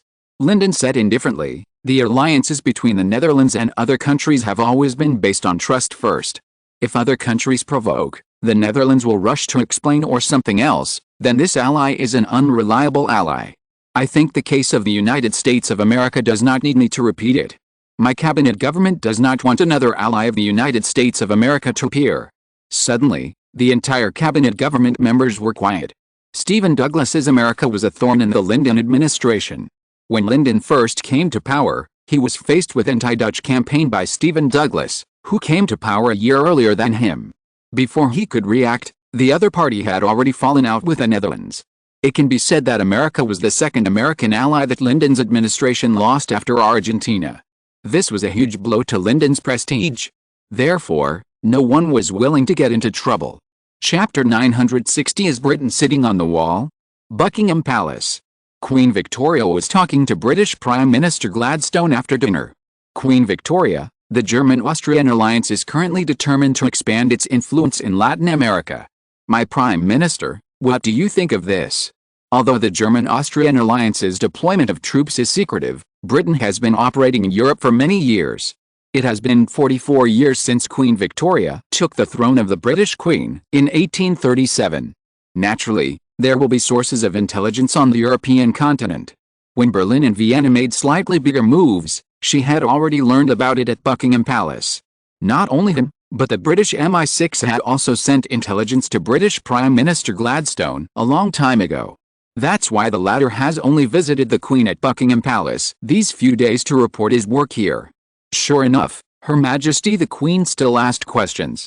The Austrian Empire has urgently mobilized 20,000 people, 13,000 of them docked in the Azores Islands in Portugal a few days ago. I just received news that their transport ships have just passed our Bermuda Island in the Caribbean Sea. It is expected to arrive at the Yucatan Peninsula occupied by Austria-Hungary in 3 days. Queen Victoria, 10,000 people landed on the Yucatan Peninsula in southern Mexico, and there are more than 10,000 follow-up troops behind? It seems that Austria-Hungary and Germany are serious this time. Gladstone, that's not it.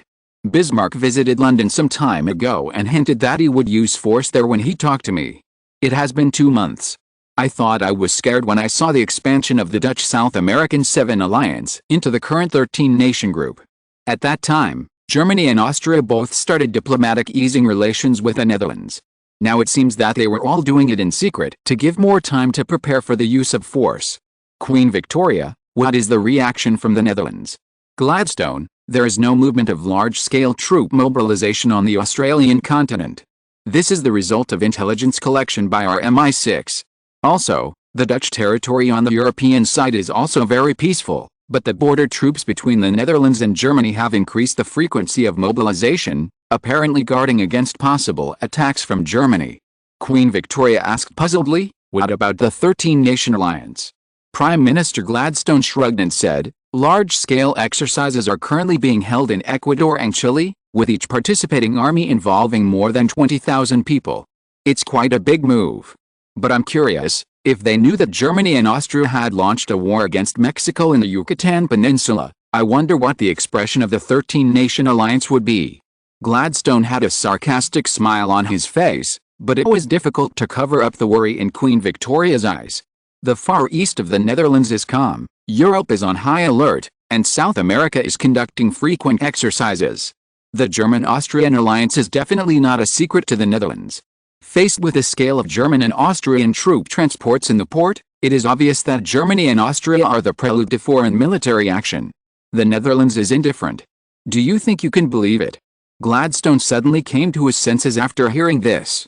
In comparison, Gladstone still understood the political sophistication of the Queen, who had entered the elderly stage in front of him. It was because the Tories were played around that the Whigs were able to rule for a long time. Of course, Viscount Palmerston's contribution was not small. Your Majesty means that the Netherlands has actually made moves in secret, but we just don't know about it. Gladstone said. Queen Victoria said very seriously, British intelligence did not collect the Dutch action. Obviously our intelligence collection ability is still too weak. Gladstone, Your Majesty, is it that the Dutch action comes from the Eastern Pacific? Queen Victoria nodded and said, isn't it? Now Britain only has the Malay Peninsula and Hong Kong, the largest river in the Southern Qing dynasty, in the Pacific. The reason for the alliance with Japan is to break the monopoly of the Netherlands in the Pacific. In addition, we have repeatedly supported Germany to establish power in the United States, and we hope that the west coast of the United States can be deployed with a stronger American Navy. Japan plus America can pass through in a straight line, and the Netherlands can lose its hegemony in the North Pacific region, and can only defend the Pacific Ocean south of the Hawaiian Islands. In this way, when the British Navy that dominates the northern Indian Ocean and the Indian Ocean will compete with the Netherlands, and Argentina will be anti-Dutch like Britain, South Africa will be in our hands, and the Suez Canal will also be firmly held by Britain. Britain and the Netherlands will continue to compete for the Strait of Malacca. In this way, the Netherlands can besiege the southern part of the Indian Ocean and the Pacific Ocean. At that time, the Netherlands' global influence will plummet. On the contrary, Britain, with the strongest naval power in Europe and the Atlantic and Mediterranean, can still freely sail around the world and continue to dominate the world's seas. Listening to Queen Victoria's domineering and confident words, Gladstone couldn't help but ignite his worship. Although he had long experienced the Queen's political wisdom, every time he would make him feel like he had seen the world again after the clouds had been cleared. The Queen is, after all, the most powerful king in Europe and even in the world. A single word can decide the life and death of millions of people, and a single word can plunge hundreds of millions of people into war. Queen Victoria didn't know what Gladstone thought. She said, William IV has been operating in the Pacific for decades. Even Australia and New Zealand have been operated by the Netherlands for 15 or 16 years. The prosperity there is said to be unprecedented in the Dutch territory in Europe. The economic development speed is unprecedented. Therefore, the Netherlands will definitely put the security of the South Pacific and the East Indian Ocean first. If Britain wants to hurt the Netherlands, it must start from here. Gladstone hesitated for a while before saying, what if the extremely ambitious Germany launches a war against the Dutch territory in Europe? Will this have the same effect? Queen Victoria shook her head. Seeing that the other party was puzzled, Victoria said, Bismarck and William I are not fools. The defense force of the Dutch territory exceeds 100,000 troops. This is a well-prepared team, but the Danish army in the 1860s was shattered at one blow. It was not the Austro-Hungarian Empire, which was driven out of Vienna in 7 weeks. And don't forget that Sweden and Denmark are not paper tigers, especially Denmark. The Danish King Christian IX knows the principle of life and death, and the Dutch-Swedish alliance is Sweden's barrier against Tsarist Russia, and Sweden will not sit idly by. As for Tsarist Russia, it is now very close to the Netherlands. Tsarist Russia will not let its Western European ally the Netherlands be eliminated, and Denmark will follow the same fate. At that time, Tsarist Russia will become the opponent that Germany will turn its guns against after it becomes powerful. Quotation mark. Chapter 961. Finally, the German Emperor William rose up.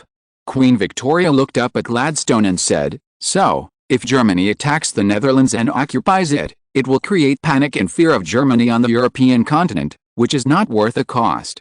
And the most important thing is, Gladstone, what? Berlin. Prime Minister Bismarck also faced the question of why the German Empire did not attack the Dutch European territory. However, this question came from the young Crown Prince William of the German Empire. Bismarck, attacking the Netherlands will cause panic in Denmark, Sweden and other countries, and the Russian Empire will also be on guard against the German Empire. This is definitely not worth the cost for the German Empire, and Crown Prince William asked hurriedly, what else? Bismarck glanced at Crown Prince William and sighed, also, if we attack the European territory of the Netherlands, then the German Empire will never become a global power. Crown Prince William, no, what does it have to do with them if we become a global power? Bismarck, if we had not attacked the European territory of the Netherlands, our relationship with the Netherlands might have been maintained neither good nor bad. Then we would carry out various actions around the world, and the Netherlands would not make too much counterattack against us because of the security environment of the European territory. However, as you said, if Amsterdam and other countries are attacked, then the Netherlands will attack the interests of the German Empire around the world. Facing the close watch of a great power like the Netherlands that is capable of confronting Britain, the global ambitions of the German Empire will die. This is what I call a loss. Bismarck was also very unhappy about this. If the tens of thousands of square kilometers of the Netherlands on the European land are taken, then the area of the German Empire can be increased to 1/20th of the area. Not only that, Germany can also obtain excellent ports on the Atlantic coast of the Netherlands. Unfortunately, as he said just now, if Germany attacks the Dutch territory, even if Britain does not take any action, Sweden, Denmark and even the Russian Empire will be on guard against Germany, which is definitely not good news for the German Empire. Because in this way, the environment around Germany will deteriorate. When Britain, which likes to use balance of power diplomacy, fights for a way out from the Netherlands one day, Britain will use this unfavorable surrounding situation to deal with Germany. Little William, this is a pity. Bismarck, the fight between Britain and the Netherlands is our opportunity to exert our influence globally. If Britain and the Netherlands have a result and the Netherlands loses, we can take action in Europe and then expand our interests globally. Little William, what if Britain loses? Bismarck, if Britain loses, then we can expand our influence in the North Sea, and even develop in the direction of France on the European continent. I think it is more appropriate for us to manage the Paris regime. Little William, what about the Lion government in the south of France? Bismarck, the Mediterranean outlet has always been the greatest wish of your grandfather, King William I, and me in our lifetime. If we can take it, then our generation of Prussians can die with their eyes closed. Bismarck's righteous words immediately left an indelible mark in the heart of the 22-year-old little Crown Prince William, so much so that many years later, he launched the First World War all over the world, even a few years earlier than in history. This was something William IV had not expected. As a result, the Kingdom of the Netherlands, which he led later, could only respond hastily. The Netherlands also suffered heavy losses in the First World War. Of course, compared with Britain, the Netherlands was still good, because of what Bismarck taught little William today, which made France and Britain suffer more in Belgium in World War I. The British Isles were even landed by the German Empire led by little William, and the German army even launched a massive massacre there. Because of this, the British Saxons and Germans became directly opposed in the subsequent World War II, and almost to the point of fighting to the death. Of course, these are all later stories. Little William, in that case, why did the Prime Minister start a war with Austria-Hungary in Latin America? That would make it easy for us to run into the Netherlands. Bismarck, remember, we can indirectly support Austria-Hungary, but we did not directly participate in the war. Besides, we supported each other in the name of Austria-Hungary's allies, just like the Netherlands supported the other 12 countries in Latin America. Little William, why choose Mexico, a big country, instead of other small countries? Bismarck, if Mexico is not chosen, then how can we test the Netherlands? Little William. Bismarck said mysteriously, although we will not turn against the Netherlands directly, which will not do any good, but if we use Austria-Hungary to test the Netherlands, we can get what we want to know. Little William, what do we want? Bismarck, where's the bottom line for the Netherlands to send troops? How strong is the Netherlands' ability to send troops? How strong is the Netherlands' ability to organize a coalition? The Netherlands' allies in other parts of the world, such as Sweden, Denmark, Spain, Tsarist Russia, Siam, Greece, etc., can count when the Netherlands faces war. Little William, this is the answer the Prime Minister wants. Bismarck shook his head at Little William's surprise and said, not only me, but also your grandfather, Emperor William I of Germany, and your grandmother, Queen Victoria of England. It's them. Little William was stunned at first, then realized, so, the last time the Prime Minister and I visited the UK 2 months ago, the Prime Minister met with my grandmother, Her Majesty the Queen, to discuss how to make the Netherlands show its strength, and then the two countries will take appropriate measures to deal with the Netherlands. You're only half right, Bismarck said. Yes, we both want to prepare to expose the Netherlands' strength, but the one who wants to deal with the Netherlands is Britain ruled by your grandmother, not us in Germany. At most, we are just following behind and taking advantage of it. Little William nodded and said, that makes sense. Why did we compromise with the Netherlands on the issue of the United States? But we went against each other on the issues of Austria-Hungary and Mexico. It turns out that everything stems from the fact that we are the ones sitting on the wall, and Britain and the Netherlands are the real protagonists. Bismarck smiled and said, Your Highness, our Crown Prince, what role does the Austro-Hungarian Empire play? Little William, of course it is the vanguard. Perhaps in the overall plan of the Prime Minister and grandfather, Vienna has long been labeled as a pioneer in consuming the opponent's strength. Only in this way can we continue to expand our power and influence in mainland Europe. He stared at Bismarck and said, anyway, it is the Austrians and Hungarians who died, not the Prussians, right? Little William's contemptuous expression made Bismarck happy. He liked this kind of German monarch, not like his father, Crown Prince Frederick, who was too kind-hearted. Bismarck said with satisfaction, it seems that I have to tell your Majesty that a Crown Prince of the German Empire has finally grown up. Chapter 962 The Inevitable Anglo-Dutch War. What Britain and the Netherlands need is peacemakers, not wars. On August 28, 1881, 6 presidents of the top universities in Britain and the Netherlands, including Oxford University, Cambridge University, Edinburgh University, Sydney University, Melbourne University, and Amsterdam University, held an academic meeting in Amsterdam. The 6 people publicly expressed their opposition to the current dispute between Britain and the Netherlands over the Strait of Malacca, which should not become a factor in the two countries' full-scale hostility. The 6 people also expressed that they would promote the easing of tensions between the two countries through academic forums. The meeting concluded that Britain and the Netherlands have fallen into a typical security dilemma, regarding each other as the biggest security threat. The civil war conflicts related to the global power transfer have made it extremely difficult to manage the Anglo-Dutch relationship, unless London generously cedes part of its global leadership to the Netherlands, or the Netherlands is willing to play a secondary role and give up its core rising interests. What is the impact on the Strait of Malacca? Perhaps Melbourne has given up on improving relations with London. The Netherlands has little interest in improving relations with Britain. On the contrary, it welcomes the anti-British policies of anti-British powers such as the Russian Empire and the Kingdom of Spain. At the same time, the Netherlands also welcomed the leaders of the Second French Empire and the Ottoman Empire, which had good relations with Britain, to visit Melbourne, the Netherlands, in an attempt to create a rift between Britain and its allies and prevent Britain from forming a united front against the Netherlands. Since the Netherlands and Britain openly competed in the Strait of Malacca in 1876, and the Netherlands occupied the Great Nicobar Islands, the western outlet of the Strait of Malacca, which was originally under British jurisdiction, the two countries have almost fought in the Strait of Malacca.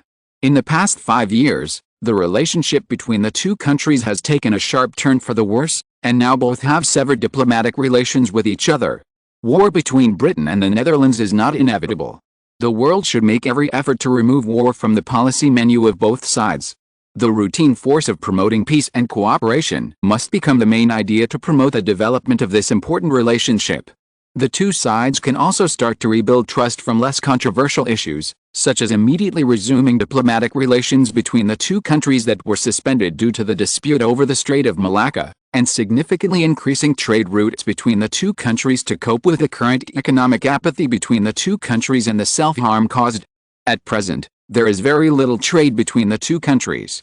Even as the world's most powerful trading countries, the trade volume between the two countries is not as high as that between the Netherlands and Denmark, or between Britain and Portugal. This shows from the side that the trade restrictions between Britain and the Netherlands have become an obstacle to the expansion of trade between the two countries. Both London and Melbourne are filled with pessimism and belligerence, which provides fertile ground for various hawks, opponents, nationalists and warmongers to clamor with each other, pushing bilateral relations into the abyss. Britain's policy towards the Netherlands is dominated by hardliners and warmongers. The Dutch military has been busy predicting when war with Britain will break out. One of them even claimed that it could be as early as 1885. Surprisingly, as a country with the most powerful naval warships in the world, Britain did not hold a public debate or discussion on Anglo-Dutch relations in London before officially listing the Netherlands as the #1 threat. At present, Oxford University and Sydney University in the Netherlands jointly conducted a public opinion survey in the UK with the University of Edinburgh, the University of Melbourne, the University of Amsterdam, and the University of Oxford. The survey shows that the British people's favourability towards the Netherlands has dropped to 15%, a new low since the restoration of the Netherlands after the Vienna Conference in 1815. Similarly, the Netherlands' favourability towards Britain has dropped to the lowest point since 1815, with only 9% of people still having a favourable impression of Britain. The relationship between Britain and the Netherlands is so bad that high-level contacts between the two sides have basically been shelved, and war rhetoric has become commonplace in London and Melbourne. In 1870, Queen Victoria of Britain and William IV of the Netherlands interacted frequently when they attended the wedding of the Greek Crown Prince and the British Princess in Athens, which attracted the attention of the world. The two had a relatively friendly meeting, and the people of the two countries had high hopes for this, hoping that under the guidance of their two kings, the foreign policy teams of the two countries can implement a consensus. Steadily improving bilateral relations, in fact, the two countries originally planned to hold a conference on the sovereignty of the Strait of Malacca in 1876 to discuss a peaceful solution for the two countries and implement the bilateral relations that the two kings had established for 20 years of peace and stability. In 1870, in the latest global university rankings, the University of Cambridge in the UK ranked first, the University of Oxford ranked fourth, and the University of Edinburgh ranked fifth. The University of Sydney in the Netherlands ranked second, the University of Melbourne ranked third, and the University of Amsterdam ranked sixth. The presidents of these 6 universities gathered together, representing the gathering of the top educational representatives in the global education community, and also representing a kind of public opinion in the global university community. Therefore, the remarks of the 6 people, with the expectations of the academic community, have a great influence. All 6 people agree that it is possible to rebuild trust between Britain and the Netherlands. Although Britain claims that it will not give up its sovereignty over the Great Nicobar Islands, its response to the Dutch provocation of occupying the Nicobar Islands has become tougher. Britain's military exercises in the Mediterranean and the North Indian Ocean are increasingly like invasions or blockades, exacerbating tensions in the Strait of Malacca and the eastern Mediterranean. On the contrary, the Army and Navy exercises of the Netherlands in Latin America with other G13 members also have the appearance of forcing other countries to bow their heads. Obviously, the Netherlands is also using a hard-on model to fight back against Britain. The 6 people publicly stated that Britain and the Netherlands are caught in a typical security dilemma, and both regard each other as the biggest security threat opponent. They worry that the more a big country tries to strengthen the security of one party, the more insecure the other party will feel, and then strengthen its own security forces and strength, leading to a vicious cycle, bringing them closer to the brink of direct conflict. The University of Sydney in the Netherlands. The three presidents of the University of Melbourne and the University of Amsterdam said that the rise of the Netherlands will intentionally or unintentionally challenge Britain's hegemony, and British political makers have never and will not accept a new superpower to form a bipolar world order. London continues to win the support of allies and partners to contain the Netherlands, although it denies this. However, the three presidents of Cambridge University, Oxford University and Edinburgh University in the UK pointed out that Britain's approach is a natural reaction. When the Netherlands rises too fast, Britain will naturally protect its own interests and become vigilant. At the same time, the Netherlands has the largest number of allies in the world, covering several continents, which poses a systemic threat to Britain's hegemony. Britain naturally needs to formulate countermeasures to deal with the challenge of the Netherlands. However, although the six people have differences on this, they all agree that if the dispute between Britain and the Netherlands is not stopped, a war between the two countries will inevitably occur in the end. Chapter 963 Global Power Shift. It's a feeling of inevitability. The inherent conflicts associated with a global power shift make it extremely difficult to manage Anglo-Dutch relations, unless Britain generously transfers some of its rights to the Netherlands, or the Netherlands is willing to follow Britain's lead and act as a runner. Both sides are proud and powerful countries, and neither can suppress the other. From a realistic point of view, these two powers, as well as other countries, will have to cooperate in a world with multiple powers. The above conclusion was reached after discussions among the 6 top university presidents in Britain and the Netherlands. In the UK, Prime Minister Gladstone's main concern is leading the Whig Party to re-election and defeating the opposition Tory Party to continue to govern the British cabinet. He faces a difficult election campaign to convince British Conservative voters who are worried about the Whig Party's more conciliatory policy towards the Netherlands that he is the best candidate to lead Britain for another 4 years. Britain was pessimistic in its assessment of the political and strategic intentions behind the Dutch actions. British officials believe that Prime Minister Lyndon and even William IV had decided to drive Britain out of the Strait of Malacca, put an end to British activities in the Pacific, and make it an inland sea of the Netherlands. This would be the most important political legacy of Dutch Prime Minister Lyndon during his term of office. Many people believe that Lyndon and William IV were prepared to use force to achieve this goal, and Prime Minister Lyndon and William IV had ordered the Dutch military to prepare for war in the Dutch East Indies and were ready for war with Britain in the Strait of Malacca. Several top British presidents said that the mainstream view in London is that the Netherlands has become aggressive in safeguarding its own interests and undermining the international order dominated by Britain. However, several top Dutch university presidents opposed this. They represented the mainstream view in the Netherlands that London is determined to prevent the rise of the Netherlands and ignore the legitimate rights and interests of the Netherlands. In order to prevent the recurrence of the brutal immigration that occurred when Belgium was forced to separate from the Netherlands by Britain, the Netherlands must not be able to resist Britain in terms of strength and not be dominated by Britain in a safe environment. The 6 people still have differences, but they all think that the two governments seem to have entered a state of resignation, and they all expressed their concern that the situation will deteriorate in the direction of war. 3 British presidents, as the Kingdom of the Netherlands becomes stronger and more confident, and the Netherlands moves its capital to the Far East Australian continent and its strength in Latin America, other Western European countries have become dissatisfied. People in other Western European countries have become less and less favorable towards the Netherlands because they have formed a unique identity that the Netherlands does not belong to Europeans. The 3 principles of the Netherlands: cooperation with allies and partners, defending the current international system after the Vienna Conference supported by the United Kingdom, maintaining Britain's dominant position in the world's maritime domain, and using the balance of power to balance the European continent and maximize Britain are still the diplomatic goals of British Prime Minister Gladstone. This has led to fierce competition between Britain and the Netherlands and further weakened the global strength of the two countries.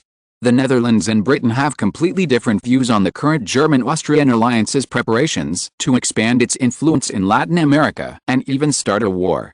The 3 principles of the United Kingdom, in the Netherlands, as next year's general election approaches, the coalition cabinet government formed by the Netherlands' second largest party, the Christian Party, and the third largest party, the Socialist Party, are gearing up for the Dutch general election in December next year.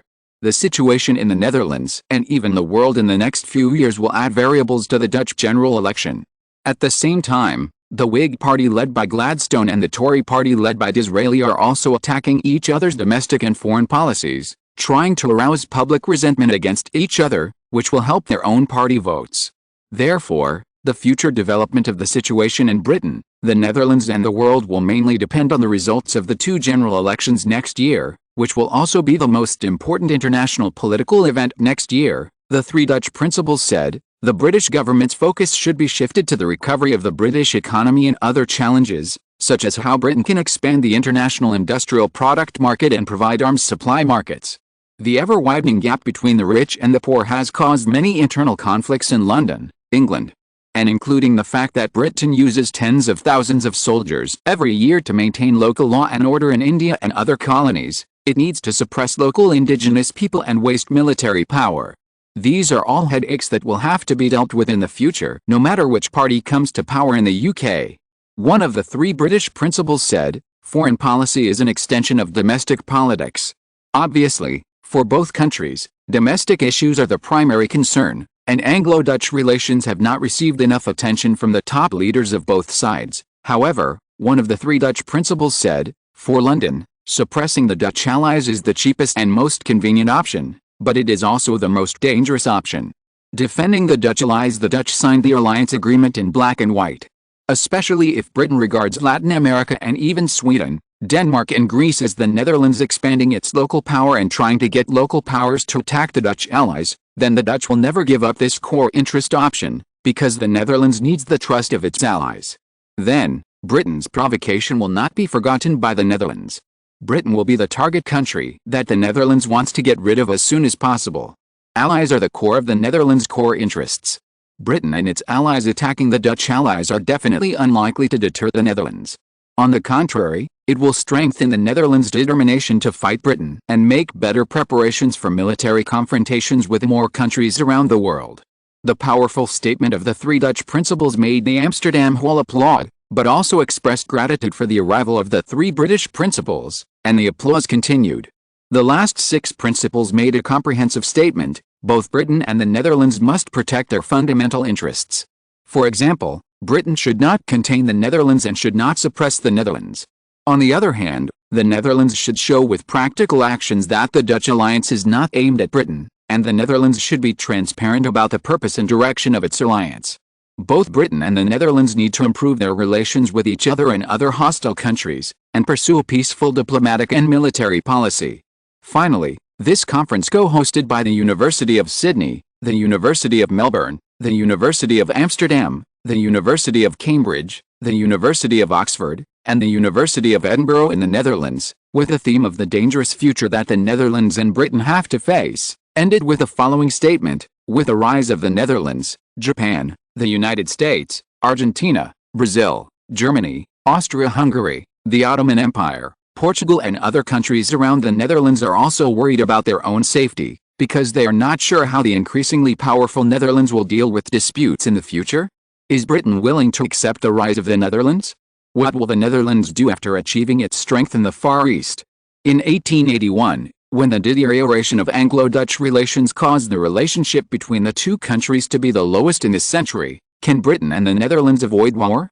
These are all issues that Britain, the Netherlands, Europe and the world need to think seriously about. Melbourne, the Royal Palace of the Netherlands. When William IV faced the questions of the six scholars from Amsterdam, he said with a smile on his face, "Interesting forum, London, Buckingham Palace." Queen Victoria also smiled and said, "Maybe another window has been opened."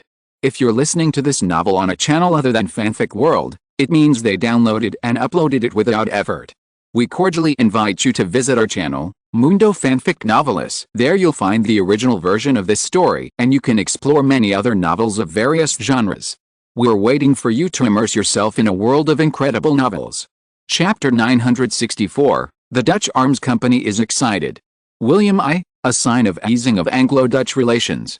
German Prime Minister Bismarck, sitting opposite Kaiser William I, said calmly, "No, the 1882 Dutch general election and the 1882 British general election will profoundly affect the direction of the Anglo-Dutch rivalry, and will also create an unstoppable wave on the world, especially the rise of the Dutch Socialist Party and Disraeli, the leader of the opposition Tory party in Britain. These two factors are becoming a huge indicator. Chief of the General Staff Moltke said, currently, the Austro-Hungarian Empire has deployed 10,000 people to Mérida on the Yucatan Peninsula in Mexico, where they are resting and planning to complete their combat readiness in the first week of September. Another 10,000 people have just rested in Lisbon, and these 10,000 people are planned to complete their combat readiness by mid-September. Simply put, these 20,000 people are the core force of the Austro-Hungarian Empire's expansion in Mexico. They have not been used yet, so the offensive has naturally not started. William I said, earlier, we spread the word of alliance with Austria-Hungary to send troops to Latin America in order to attract the attention of other countries to Mexico. This is just a foreplay for us to divert attention in Uruguay and South America in October. Bismarck frowned and said, in the Brazilian election last month, Fonseca continued to be re-elected as the Prime Minister of Brazil, and the man that Pedro I liked was easily defeated. Brazil's current attitude towards the Netherlands and Britain has turned to the former. This is not a good thing for us. Bismarck said, furthermore, Stephen Douglas's Democratic Party and Garfield's Republican Party are currently fighting each other in the United States of America. Whether it is external or internal, the two are moving their entire bodies at once, and we have an agreement with the Netherlands not to interfere in the American election at will, so this time, it is not easy for us to continue to attack in America. Prime Minister Linden of the Netherlands said in March that while the Netherlands has many important national interests, such as protecting our borders, resolving the war preparedness crisis within our military, achieving energy security and independence to counter other countries' containment of the Netherlands, further involvement in the war is not one of them. Bismarck, this statement even caused the British Foreign Office to accuse it of just copying London's position. Going back to the issue of easing Anglo-Dutch relations that Your Majesty mentioned just now, I think that both Britain and the Netherlands are using academia to ease civil relations, but this is only for the outside world. In fact, domestically, both countries are preparing for future conflicts, and this is just a strategy to let the other side down. Even American President Stephen Douglas directly stated that he did not want Disraeli and anyone from the Socialist Party to come to power. His statement in Washington actually reflected America's distrust of the change of party in power in Britain and the change of party in power in the Netherlands, and a certain anxiety about the increasingly approaching nationalism in these two countries. So, I think the Netherlands and Britain are actually like sponges, squeezing out the water, and then putting it back into the water to absorb more water. In the end, we find out that it was originally used to absorb water instead of being used dry. Secondly, the political level, especially the election of the Netherlands in 1882, will have a profound impact on the global situation. It is becoming the biggest variable that attracts attention. On June 13, during his visit to Greece, Dutch Foreign Minister Joseph Beit responded to Britain's approach to Germany. He said, Britain is not looking for a door to peace, but continues to continue the balance of power diplomacy, trying to expand Britain's strategy and interests to gain benefits. The Dutch Ministry of Foreign Affairs recently warned that if Disraeli was elected British Prime Minister in 1882, it would mean that Britain is moving towards the forefront of nationalism, and it would also be the beginning of Britain's self-destruction of European peace. Melbourne, the Netherlands. William IV, we need to predict what the future direction of the Austro-Hungarian Empire's war in Mexico will be. He looked at Dutch Defense Minister Fox. It hasn't started yet, but I always feel that Mexico won't be so easy to defeat. Seeing William IV looking at him, Fox said, many people outside will ask with doubts, why haven't Mexico and the G3 made a clear response to the possible invasion of the Austro-Hungarian Empire in Mexico? They only publicly expressed their dissatisfaction during the summit in Ecuador. Strategically, Mexico and the G3 are waiting for the opportunity. We in Mexico are still looking for the Austro-Hungarian Empire's defense line on the Yucatan Peninsula. Technically, some equipment is not yet in place. For example, our Ministry of National Defense has confirmed that our most advanced automatic rifles and machine guns have begun to leave the Hawaiian Islands last week. It will only take 3 days to land at the port of San Jose on the western coast of Guatemala, and it will take less than a week to reach the border between Guatemala and the Yucatan Peninsula. William IV, automatic rifles and machine guns? These are our most important infantry weapons that are currently leading the world. The confidentiality level has been in place before. Are they ready to show their prowess on the battlefield this time? Fox watched how machine guns shot and killed Aborigines in Australia. At that time, the Aborigines were very dissatisfied with the rule of the Kingdom of the Netherlands and tried to overthrow the rule of the Netherlands. Finally, William IV sent out the 888 Special Forces in the infantry. The Aborigines in Western Australia became the souls of this ACE unit and became the famous work of the unit. This 888 Special Forces became the nightmare of all Aborigines in the Netherlands. It is precisely because of its existence that the Netherlands has been very safe in its territories around the world for the past decade. This is also what Britain envies the most. You must know that Britain faces the dilemma of overseas rule, whether in its Indian colonies or overseas territories, such as Canada. Wars and resistances against the rule of the British government have been ignited everywhere. This has exhausted Britain, and it has to spend 20,000 troops every year to maintain order, and even more than 2,000 people have died in these wars. Facing the strafing of automatic rifles and machine guns, not to mention the Aborigines, even the British and German troops would be nightmares. William IV suddenly became curious. When Guatemala suddenly took these artifacts to join the war against Austria-Hungary, what kind of hell would the 20,000 troops of Austria-Hungary face? Fox, at present, our global arms orders have been saturated. Seeing William IV looking over, Fox said, the battleship orders are in short supply and cannot be built that quickly. The other Mauser rifles and semi-automatic rifles have been sold for more than 10 years. All countries keep them. In rare cases of war, there is almost no loss. They are only lost during drills. William IV looked at him meaningfully, and then said, is it the arms companies under the three major groups that are tempted and want to make money from the war? Chapter 965 William IV gave the Dutch three major groups ambitions. The three major arms companies in the Netherlands are subsidiaries of the three top Dutch consortiums, the East India Group, formerly the East India Company, the Far East Group, and the Netherlands United Group. The three consortiums and the forces behind them are a model of political business collusion in the world. Behind the East India Group is the Christian Party, the largest party in the ruling coalition of the Netherlands. Behind the Netherlands United Group is the Socialist Party, the second largest party in the ruling coalition. Behind the Far East Group is the opposition Liberal Party. Therefore, the forces behind this are complicated. Even the Dutch Defense Minister Fox is from the Christian Party. Therefore, facing the financial backers behind his own party, Fox also has many concerns. However, William IV is still satisfied with the current military procurement bidding of the Dutch Ministry of Defense. The automatic rifles come from the Far East Group behind the Liberal Party, and the machine guns come from the East India Group. As for the source of the most ammunition currently supplied, it comes from the chemical company under the Netherlands United Group. For the others, it can be regarded as fair competition, but there is no winner takes all. Fox said seriously at this time, at present, the three major groups are all watching the war in Latin America. The Austro-Hungarian Empire will not fall easily, and Mexico, with the support of the Netherlands and the 13-nation group, has the right time, right place, and right people. Mexico will naturally not be defeated by tens of thousands of Austro-Hungarian troops. Therefore, the heads of the three major groups have been inquiring about the relevant matters regarding the Ministry of National Defense's support for Mexico.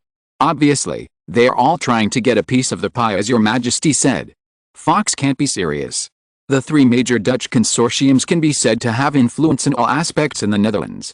Although the Dutch Supreme Court has long had antitrust, that is, antitrust law, to check and balance the monopoly of the three major consortiums and other consortiums on a single industry in the Netherlands.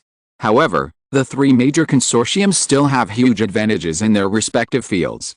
The East India Company is the only one in the Netherlands in terms of surface steam ironclad warships, making the Dutch surface ships almost able to compete with the United Kingdom, and even becoming the first option for large-scale military purchases of the Dutch allies. The Far East Group is the world's best in submarines. Almost more than 60% of the world's submarines come from this company. Especially the second-generation submarines, reaching 80%. Of the remaining 20%, 8% came from the East India Company, 3% from Britain and 5% from Germany. America and France accounted for 4% in total. It can be said that the Far East Group has become the overlord of underwater submarines. Because of this, the Far East Group's business is not even worse than that of the East India Group. On the contrary, because of its almost monopoly, it has made a lot of money. The Dutch United Group is a latecomer, founded in 1870 and headquartered in Melbourne. In the past 11 years, the group has not only made rapid progress in civilian research and development, but also has not been willing to lag behind its two companies in the preparation of military weapons. The current airship project in the Netherlands is operated by the Dutch United Group. The Netherlands has more than 50 airships, all of which are manufactured by the group. The Dutch Ministry of Defense purchased each airship at a unit price of 5 million Dutch guilders, £200,000, £1 equals 25 Dutch guilders, and the order for 50 alone exceeded 250 million Dutch guilders, £10 million. This is almost the price of an order for 100 submarines or 50 steam battleships. The Far East Group has a stable supply of motorcycle corps, the East India Group supplies bicycle corps, and the Netherlands United Group has begun to work hard on the research and development of automobile troop carriers. Fox said, at present, the three major groups are gearing up to try their own weapons in Latin America. William Ivey looked at the Dutch defense minister, who was cautiously waiting for his comments. This man, who is known as an iron-blooded evil devil in the outside world, is only like this in front of him. Do you think the government should give them a chance? William Ivey did not answer, but threw the question to the other party. Fox has always been known for his cold-bloodedness. Even in Europe, he is also famous.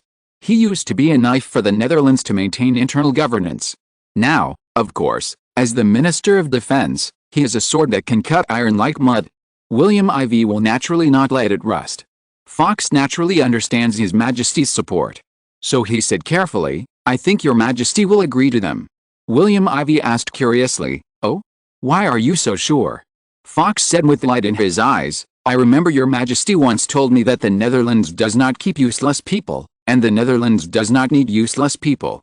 The Netherlands hopes to recruit all talents from all over the world for its own use. Since the three major groups have allowed Your Majesty to indulge in their massive expansion over the years, then they must be Your Majesty's tools. Your Majesty has never publicly or even really taken action against them, and it is obvious that he can control them. In this case, the three major groups have begun to expand their overseas influence. In fact, they are just helping Your Majesty complete the task." William Ivey smiled. "You are very good, and it is worth my training you for these years. Yes, the three major consortiums are under my control. The Dutch government's goal is too obvious and it is easy to cause trouble. There are some things that the Dutch government and even intelligence agencies cannot do, but the three major consortiums can do them legitimately. For example, the three major consortiums can directly contact the parliamentarians of various countries, do business with their financial backers, and then indirectly control these parliamentarians who have the right to speak on domestic issues in various countries for their own use, and when necessary, do unfavorable things against our Dutch opponents. In addition, just like the last time Stephen Douglas tried to promote anti-Dutch in the United States, the workers under the Dutch consortium followed a Dutch consortium to oppose Stephen's anti-Dutch action in order to keep their jobs, and finally nothing came of it. The Dutch let the world see the power of the consortium. Even the German Empire chose to stop. Fox understood what William Ivey said immediately. Yes, the Netherlands has the most powerful consortium in the world, but that is civilian. Now the three major consortiums have begun to go a step further in arms dealers. With the addition of civilian strength and arms power, the three major consortiums can be said to be absolutely giant. These powerful characters that all countries dare not touch easily. Thinking of this, Fox secretly thought not to offend these guys. William Ivey naturally understood where Fox's fear came from. He thought of the arms consortiums in the United States in his previous life, which were extremely arrogant in the world. Almost all of America's allies dared not touch the interests of these guys. Even after buying their aircraft and tanks, countries were even more afraid that the other party would stop supplying parts one day, so they needed to act according to their faces. And these arms consortiums, in order to make money from war, promoted the development of wars all over the world, and small countries became their toys. World peace was messed up by them. William Ivey felt that the Netherlands still needed to learn from the United States in his previous life, at least, in the field of arms dealers. Chapter 966 Britain is the escort of Germany's rise. William Ivey's words just now made Defense Minister Fox immediately understand what His Majesty meant. Fox quickly left the palace. Why did Prussia begin to rise in the 1860s and become the powerful German Empire today? William Ivey was very clear about this problem. In January 1862, The first thing Bismarck did when he took office as the Prime Minister of Prussia was to declare war on the other 33 states and 4 free cities of the German Confederation, similar to the later European Union, which was mainly composed of Prussia and Austria. Prussia's major political problems at present cannot be solved by empty words and majority votes, but must be dealt with iron and blood. The expansion of the German Confederation's global status did not rely on Prussia's liberalism. It relied on its inability to fight to conquer the country. But what was the result? Did Bismarck achieve it? In this regard, William IV knew that Bismarck was not well known at the time. His remarks seemed a bit arrogant in the eyes of old powers such as Britain, France, Russia and Austria. After hearing this, other states under the German Confederation group couldn't help wanting to teach Bismarck a lesson, especially the Austrian Empire. The boss of the group at that time wanted to teach him how to be a man. But Bismarck used his actions to slap those who wanted to laugh at him. In just 8 years, Bismarck turned his ambitions into reality. 3 years later, in 1865, Schleswig-Holstein and Denmark became Prussia's. 5 years later, in 1867, Prussia launched a war against other states of the German Confederation. The Kingdom of Hanover, the Kingdom of Bavaria and other powerful countries in the group fell one after another. Austria had no choice but to declare war on Prussia, but Prussia had been waiting for this moment for a long time, and brazenly launched a war against Austria, and fought to Vienna, the capital of the Austrian Empire. Austria was beaten to the capital in just 7 weeks. Austria, the boss of the German Confederation, became a joke, and the second oldest Prussia came to power. In order to withdraw Prussia's troops and cease fire, the Austrian Empire compromised and was driven out of the German Confederation. Starting in 1867, 5 years after Bismarck came to power, Prussia became the ruler of the German Confederation. In 1870, under Bismarck's calculations, France angrily launched the Franco-Prussian War. Prussia took advantage of various advantages and finally reached Paris. This was the second time that the Prussian army dominated the capital of a European power after reaching Vienna, the Austrian Empire in 1867. This time, they even occupied Paris, which was even worse than when they reached the outskirts of Vienna. The world was shocked and Britain was panicked. Bismarck in Prussia, led by him, completely rose to become the top power in Europe, which became a fact that everyone had to face. For such a person who can make good on his boasting, many people in the Netherlands have a very appropriate adjective circulating, "Nieuwe Hong Hong." Looking back, we have to say that the rise of Bismarck and Germany is, in a sense, a more legendary story of this century. Before 1871, Germany was not a unified country, but was still in a fragmented state. At that time, the German Confederation was just a geographical term and was looked down upon by many European countries. Bismarck's strong rise ended the German Confederation's centuries-long division and achieved national unification in the region. Another achievement of Bismarck was to develop Prussia, which was not originally top-notch, into the third-largest industrial power after the Netherlands and the United Kingdom in just less than 20 years from 1862. Since the German Confederation became the German Empire in 1871, the national strength of the German Empire has continued to develop at a rapid pace.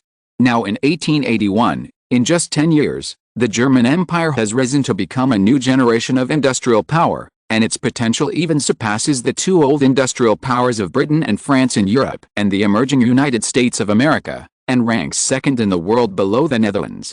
By the end of 1880, the industrial output value of the German Empire accounted for 15% of the world's total, while the Kingdom of the Netherlands accounted for 23% of the world's total, the United Kingdom accounted for 17%, the United States of America accounted for 12%, the divided French Second Empire plus the French Third Republic accounted for 8%, and the Austro-Hungarian Empire accounted for 5%. These 6 industrial powers alone accounted for 80% of the world's industrial output value in 1880, and the rest was the 20% of industrial output value allocated to other countries. The speed of Germany's rise can be said to be amazing, so much so that Japan, which has been carrying out a Meiji restoration in the Far East for the past decade, has also made the German Empire its first focus of study. And Germany is also half a teacher of the Qing dynasty. Of course, Rome was not built in a day, and the rise of the German Empire was naturally not achieved overnight.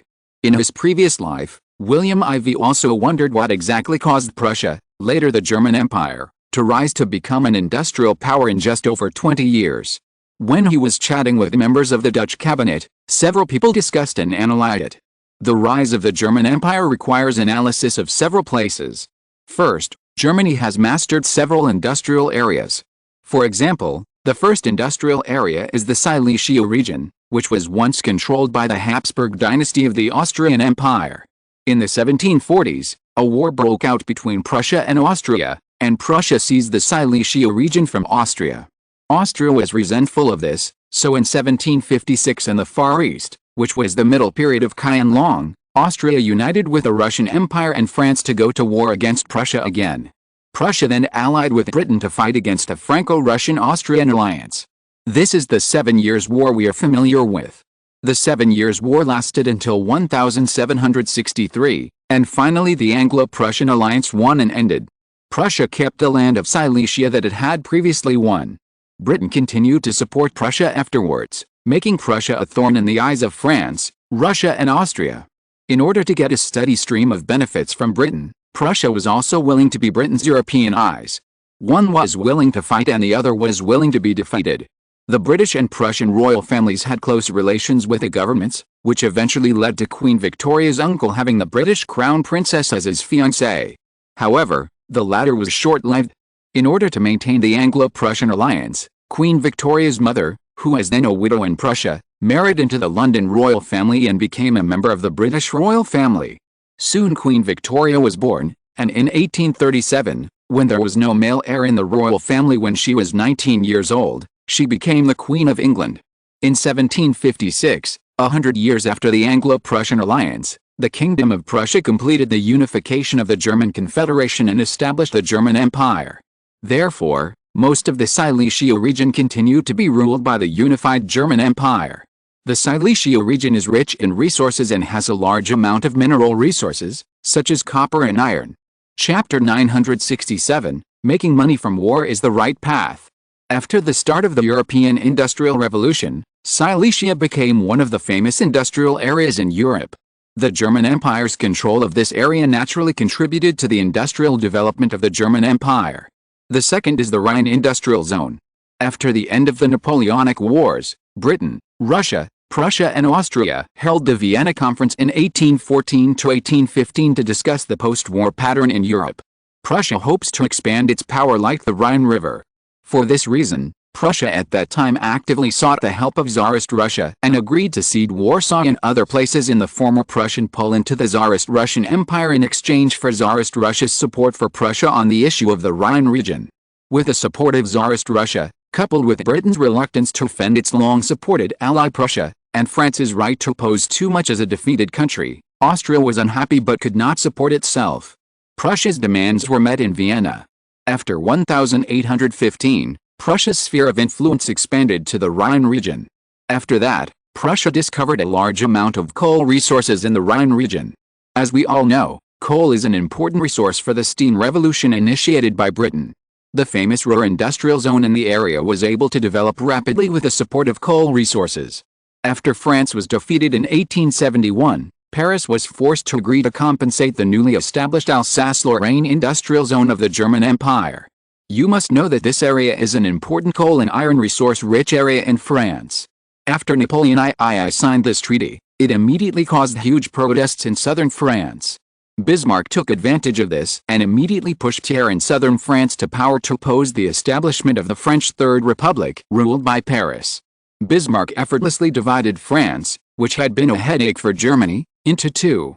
The German Empire established its hegemony in the central and western land of Europe, and even made Alexander II of the Russian Empire panic and hurriedly look for allies.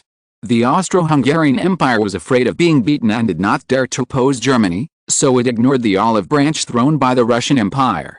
So Alexander II had to get close to the Netherlands. Britain was anxious, but because of the marriage, Victoria's eldest daughter was the German crown princess. She was anxious in her heart but calm on the surface. However, Germany's acquisition of the Alsace-Lorraine region provided sufficient resources for German industry. In addition, France, which was defeated in 1871, also paid a huge compensation of 5 billion francs to the German Empire, which was also a great benefit to Germany's industrial development. Sometimes William IV thought that if Germany had not been unified, there would not be a huge change in the balance of power in Europe, and even the aging Austria would not become the Austro-Hungarian Empire. Britain would not allow the Netherlands to have such a peaceful space for its rise. The competition between Prussia and Austria in the German Confederation, with Britain and France intervening, brought trouble upon themselves. The Netherlands took the opportunity to disrupt Europe. Britain's balance of power diplomacy failed. Tsarist Russia was as anti-British as ever. Denmark and Sweden in northern Europe were anti-British. Germany and France were on guard against Britain, etc., which were the most significant diplomatic changes in the 1860s and 1870s.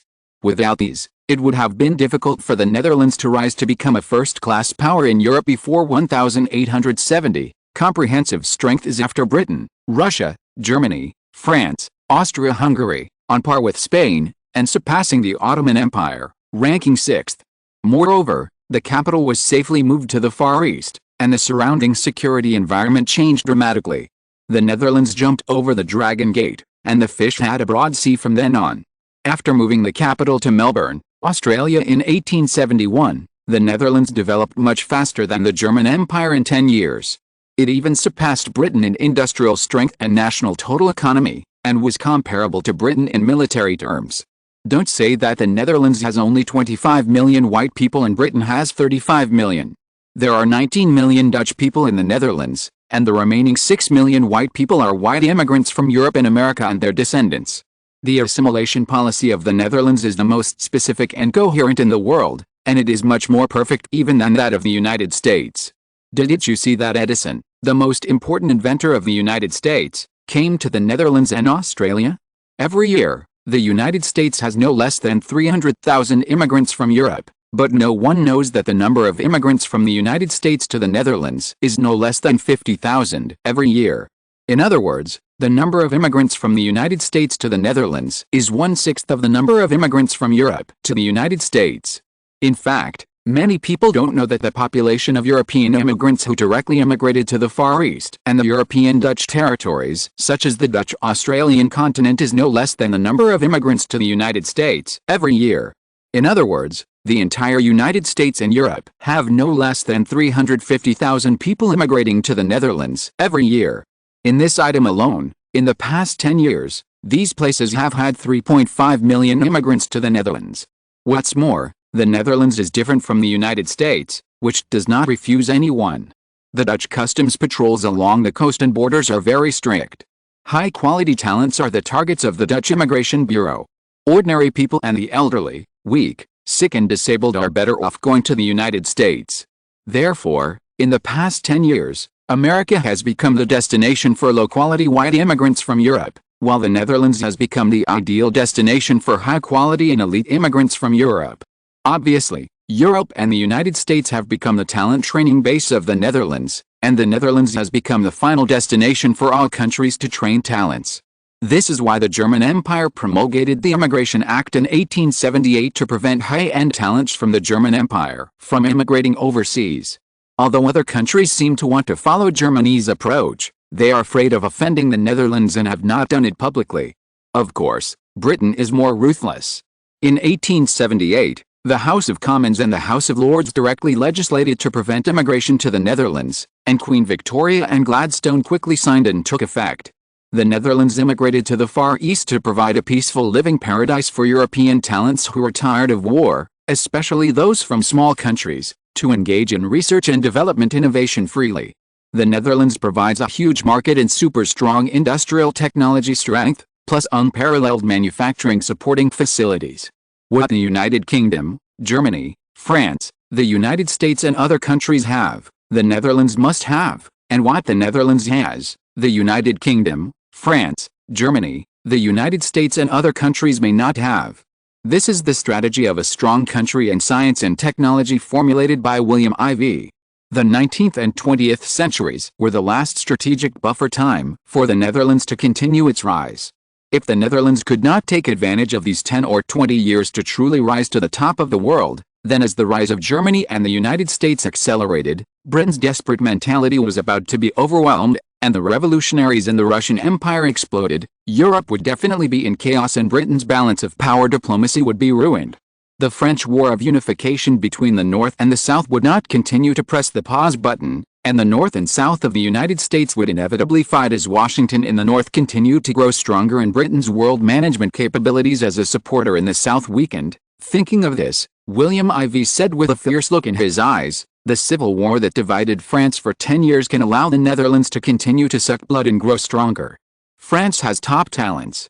Even the reason why Britain is strong is that every time France is defeated by Germany, French talents will run to London, and their scientific research results will be used to buy lives. The same is true for other small countries. In this case, the Netherlands should not let Britain take the lead. The same is true for the American Civil War. When the war breaks out, the Netherlands can make war fortunes and become a fan of the white population. Perhaps in this way, there is no need to wait until the First World War in the early 20th century. With these two wars, the Netherlands can become more powerful. In addition, with the Latin American War with Austria-Hungary in front and Germany behind, the opportunity for the Netherlands may have arrived ahead of time. Chapter 968 The sudden economic crisis in Britain has arrived. Queen Victoria of the United Kingdom, who is far away in the British Isles in Europe, knows better. If we say which country in the world poses the greatest threat to the interests of the Netherlands, the United Kingdom should be ranked first, and Germany is the second threat in Europe. After all, seriously speaking, the Netherlands' territory of more than 40,000 square kilometers in Europe is extremely fertile, and 1/3 of the border belongs to the coastal area. This is absolutely a blessing in disguise for the German Empire. Being able to obtain the Netherlands is much better than occupying the inland areas in northern Austria. Did Bismarck have no ambitions for the European territory of the Netherlands? No one would believe it even if they were beaten to death. Queen Victoria would not believe it first. Before the German Empire agreed, there were many German federal states, 33 countries and 4 free cities, making it a mess. After the end of the Napoleonic Wars, there were still more than 30 states in Germany. The states of the German Confederation were not unified in terms of currency types and measurement units, and they also set up checkpoints and levied tariffs, which was not conducive to a unified domestic market. This posed a major obstacle to the capitalist industrialization development of the German Empire. Imagine if Londoners had to go to the bank to exchange local currency when they went to Edinburgh, Wales, Ireland, etc. Wouldn't it be very troublesome? Obviously, this is not good for the British economy. Queen Victoria naturally understood that this was the reason why the German Confederation was trapped. However, since the 1830s, under the leadership of Prussia, most of the German confederations have joined the German customs union led by Prussia. The German customs union abolished tariffs between each other, implemented unified currency, measurement units, etc., unified business rules, eliminated trade barriers between each other, and implemented unified tariffs externally. The establishment of the German customs union has made the market of the North German customs union states begin to move towards unification, which is the beginning of the unification of the German Empire. Queen Victoria had to sigh that this is definitely an important thing that will leave a deep mark in European history. After the War of Unification of Germany by Prussia in 1867, with the completion of the unification of the German Empire, the currency, business rules, measurement units, etc. in Germany were finally fully unified, which was conducive to promoting the formation of a unified domestic market in Germany and promoting the development of capitalist industry in the German Empire. In addition, the German government also attaches great importance to the relevant issues of railway construction. After the unification of Germany, the railways of the German Empire increased exponentially. The total railway mileage exceeded 60,000 kilometers in 1880. And the German Empire became the country with the highest density in Europe at that time. In addition to railway construction, the inland shipping of the German Empire and other transportation industries are also very developed. The development of the transportation industry has laid the foundation for strengthening the activities of domestic economic exchanges in the German Empire, which is conducive to the development of other German industrial sectors. In turn, it further strengthens the unification of the German market, thereby promoting the process of German industrialization. In this era, few people understand how important this is for a country. In the eyes of Queen Victoria, the rise of the Netherlands led by William Ivey of the Netherlands is because William Ivey has always paid the most attention to the unified commerce, currency, prices, labor and capital, market, etc. of the Netherlands, allowing the Netherlands to operate the economy quickly, And finally, the European economy is unique among countries, and then Sweden, Denmark, Greece, Siam, and even South American countries such as the United States are included in the unified market of the Netherlands, siphoning these countries into the nutrients for the development of the Netherlands. Even according to the British internal statement, these countries are actually different from British territorial colonization. The Netherlands has implemented economic colonization on these countries. And these countries are complacent and mean to take advantage of the Netherlands. However, Queen Victoria had to sigh and say that even Britain was helpless about this. After all, small countries would not have such long-term calculations and only value the present. Moreover, in many countries like the United States, the presidents and prime ministers of the countries are actually in power for a short period of time. If the Netherlands can provide enough resources for the other party to squander, in fact, these people are willing to give up the benefits they have obtained? Even the intelligence received by Queen Victoria showed that in many of the Netherlands' allies, those people would go to the Netherlands for so-called further studies after stepping down in the country. The older ones would go to the famous Dutch hospitals for treatment in the name of recuperation and become the actual citizens of the Netherlands. This made Queen Victoria dumbfounded when she first heard it. Later, she felt inspired. However, when they wanted to implement it in the UK, they still encountered unprecedented opposition, especially from the British aristocracy, who opposed it most strongly. The capitalists also opposed it. After all, in their view, the British piece of fat meat was already shared by enough people. If there were more, the domestic market in titles in the UK would become even more scarce. In the end, Queen Victoria had to watch the Netherlands continue to siphon global talents and resources for its own use, while Britain could only stare blankly. The Queen returned to her thoughts just now. The German Confederation Customs Union implemented a unified taxation to the outside world, which protected the industrial development of the German region, which was something Austria could not do. So later, the North German Customs Union became more and more powerful, while Austria was really alone and helpless, and was finally defeated. The unified German Empire was kicked out of the group. What's more hateful is that after the unification of the German Empire in 1867, the government of the German Empire began to impose high tariffs on industrial products from Britain, the world hegemon after the First Industrial Revolution, the Netherlands, France, Austria-Hungary and even the United States. In this way, high prices weakened the competitiveness of products from Britain, the Netherlands and other countries in the German Empire market, which helped the development of the German Empire's own industry during this period. This is what Queen Victoria hated the most, because this policy of Germany made copycats popular. France synchronized in less than a month. Later, the Austro-Hungarian Empire, Spain, Italy, Sweden, Denmark, the United States and even the Russian Empire, a weak European industrial country, also implemented this policy. Suddenly, the competitiveness of the British industrial market was weakened, and the world market was divided by various countries. However, the Netherlands relied on its allies and the free trade agreements that had been prepared long ago. Not only did it remain unchanged in Sweden, Denmark, Greece, Spain and other countries, but because Britain was restricted, the Netherlands took its place. The Netherlands benefited from it. Britain, on the other hand, had a world industrial export supply that exceeded sales, overcapacity, factory production cuts, and unemployment among workers. The opposition Tory party fanned the flames, causing the ruling Whig party to be criticized more and more, and the struggle between the two parties became more and more intense. Since Queen Victoria took power in 1837, the first economic crisis in her 44 years of rule suddenly arrived. Chapter 969, The Battle Between the Netherlands and Germany for Dominance in the Electrical Age. 1881, the British Treasury announced the release of £10 million of national debt to support the lower classes and factories through this economic crisis.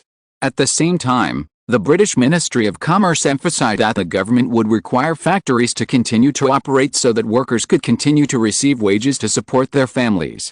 After all, Britain could not hold on for 10 years after it began in 1871.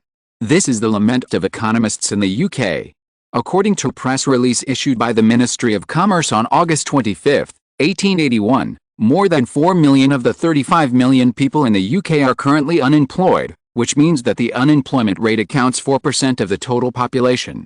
If the adult population is 28 million, the unemployment rate has reached more than 14%. Although this is normal in other countries, it is a big economic danger signal for developed and leading economies such as Britain, the Netherlands and Germany. Therefore, Queen Victoria's idea of attracting global talents for her own use was naturally ruined. At the same time, in order to show its difference from Britain, the German government published a German economic report showing that Germany's unemployment rate was below the warning line of 5%. At the same time, Germany's fiscal revenue is currently not in deficit. The German government also expressed its willingness to increase its attention to education. The release of these measures made Berlin the most desirable place for the lower classes of various countries in Europe.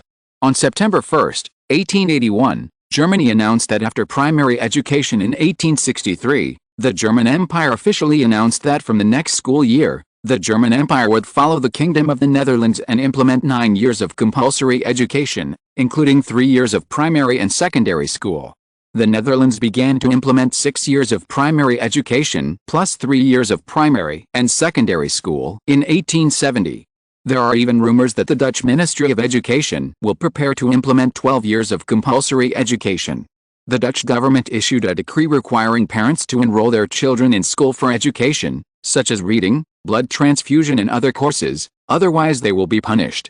After 1875, the decree was added to cancel the tuition fees for primary and junior high schools, further promoting the popularization of education.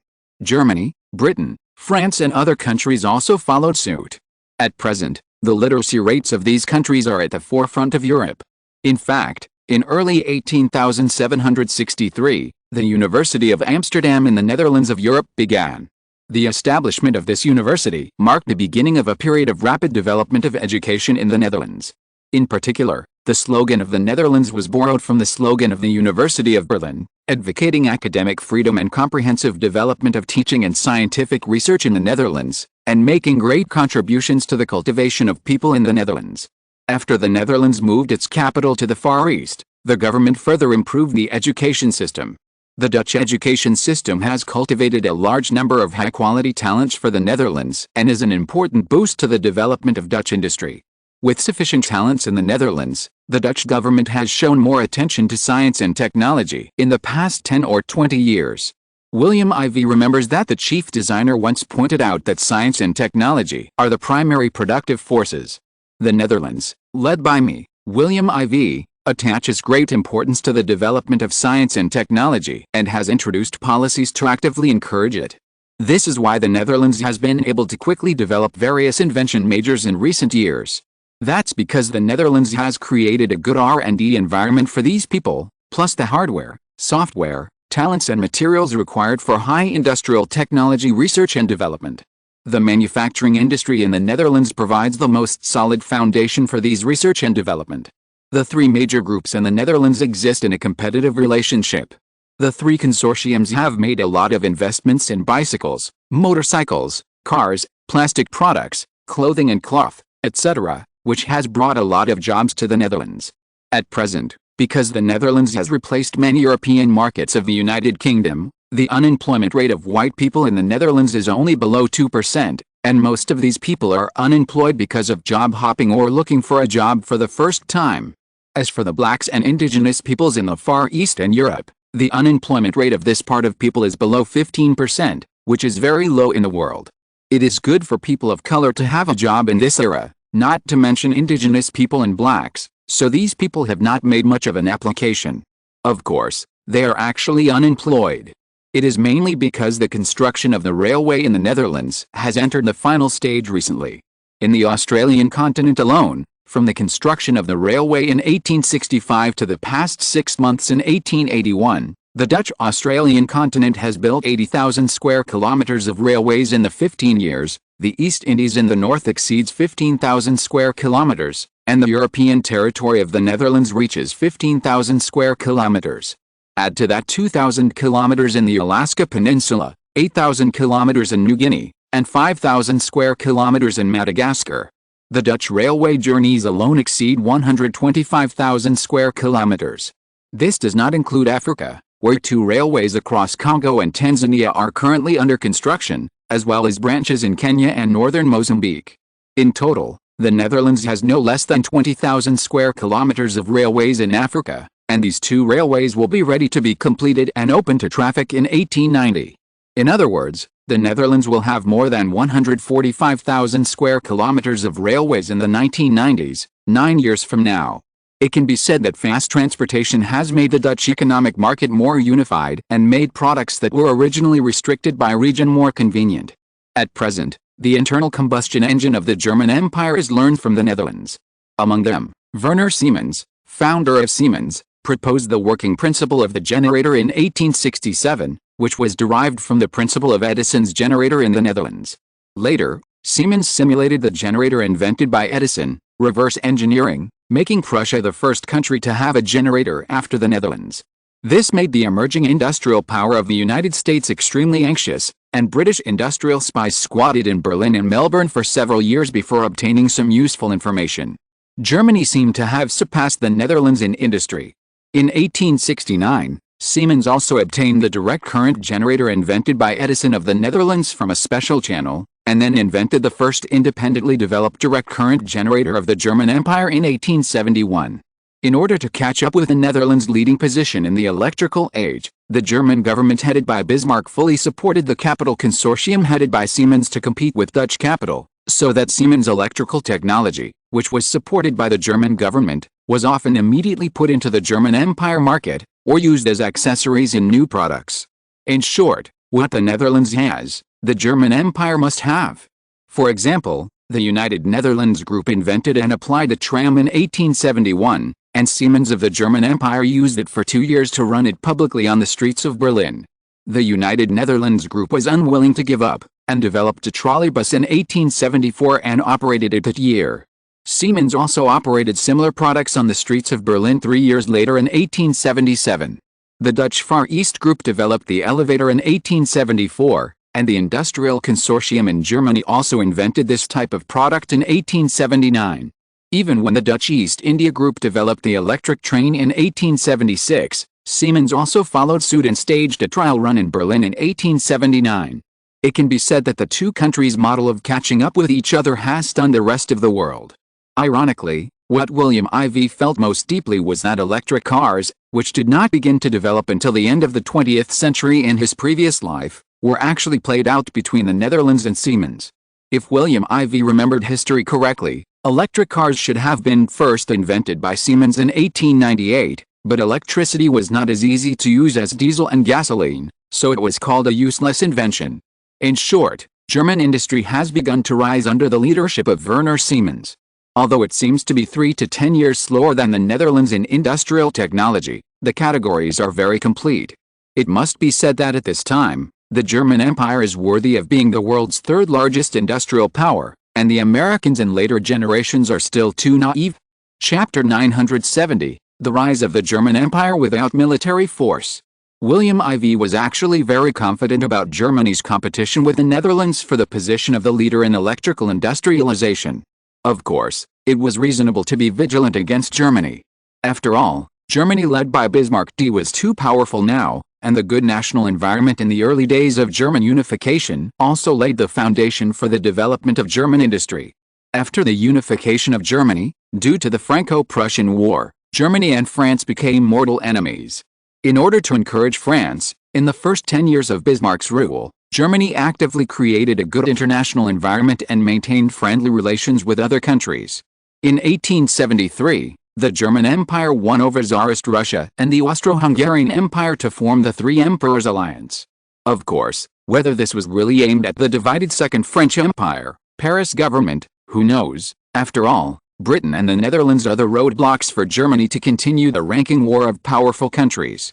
Then, because both Russia and Austria intended to expand their influence to the Balkan Peninsula in southeastern Europe, the two countries gradually intensified the meeting, and the German Empire was overwhelmed and even had to destroy many of Bismarck's plans.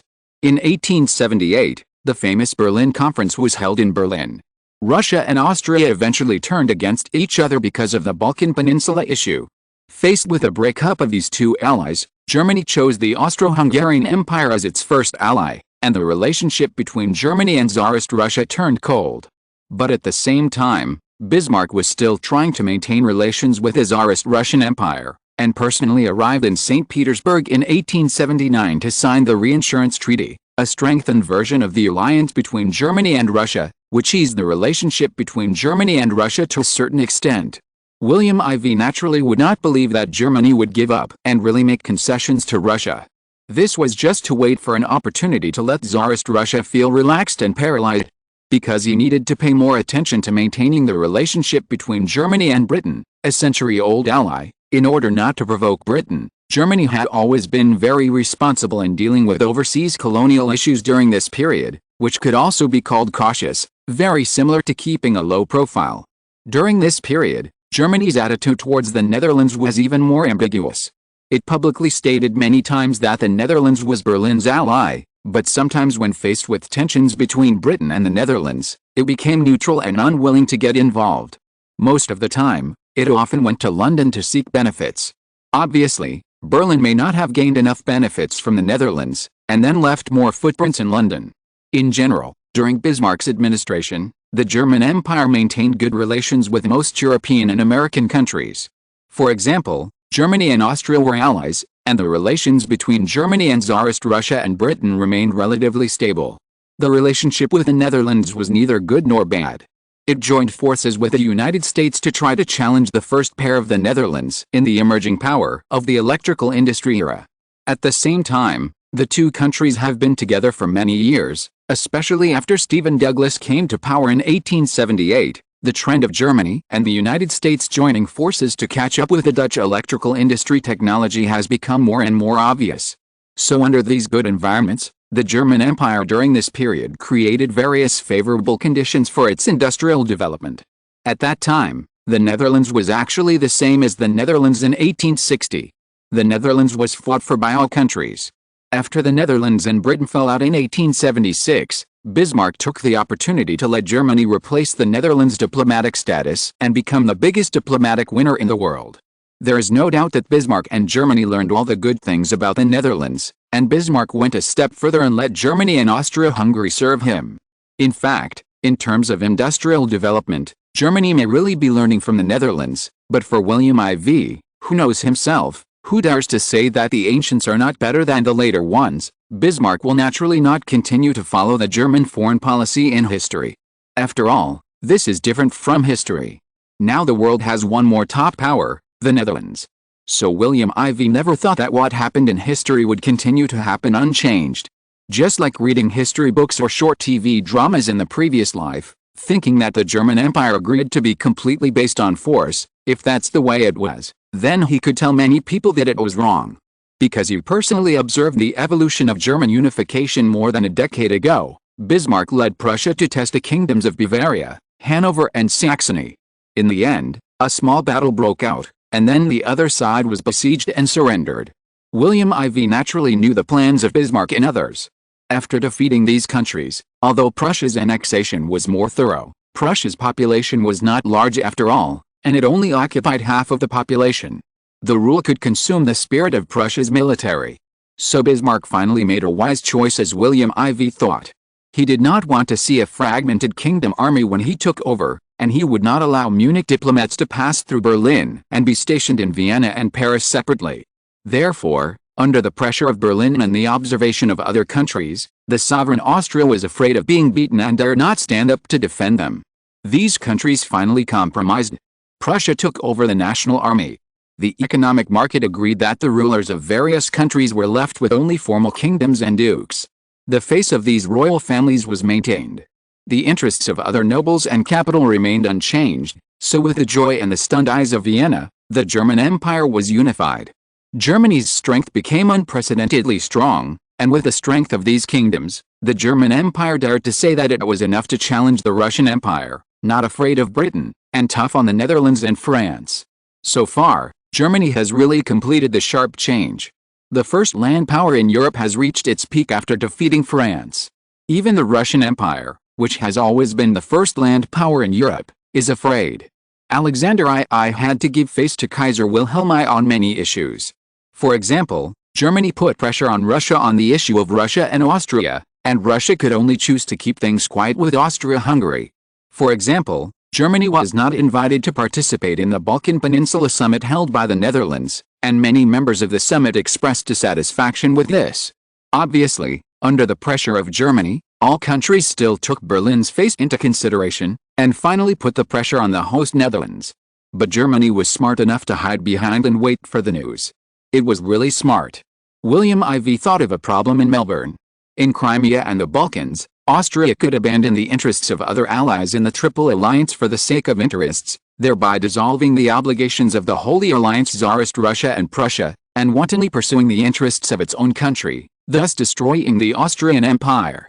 Can the Austro-Hungarian Empire still convince Germany that Austria can still fight? Germany is probably also afraid that Franz Joseph I can't fight, and then sell out his allies at any time. After all, he sold out Tsarist Russia in 1856, causing Nicholas I to commit suicide. Prussia annexed other German diplomatic allies and kicked Franz Joseph I away. Is the latter willing? Can the Netherlands create a pig teammate for the German Empire in this regard? If you're listening to this novel on a channel other than Fanfic World, it means they downloaded and uploaded it without effort. We cordially invite you to visit our channel, Mundo Fanfic Novelis. There you'll find the original version of this story, and you can explore many other novels of various genres. We're waiting for you to immerse yourself in a world of incredible novels. Chapter 971 Seven Eyes Alliance. 1881. Just as the UK's foreign trade environment deteriorated, resulting in a 14% unemployment rate in the UK and an economic crisis, the Ministry of Finance had to issue national debt to maintain growth, while other fiscal expenditures were forced to tighten. Among them were the Ministry of Education's education allowance and the temporary suspension of 6 years of free education for students. This put the ruling Whig Party under unprecedented pressure to govern, and the opposition began to instigate civil opposition to the Whig Party's rule.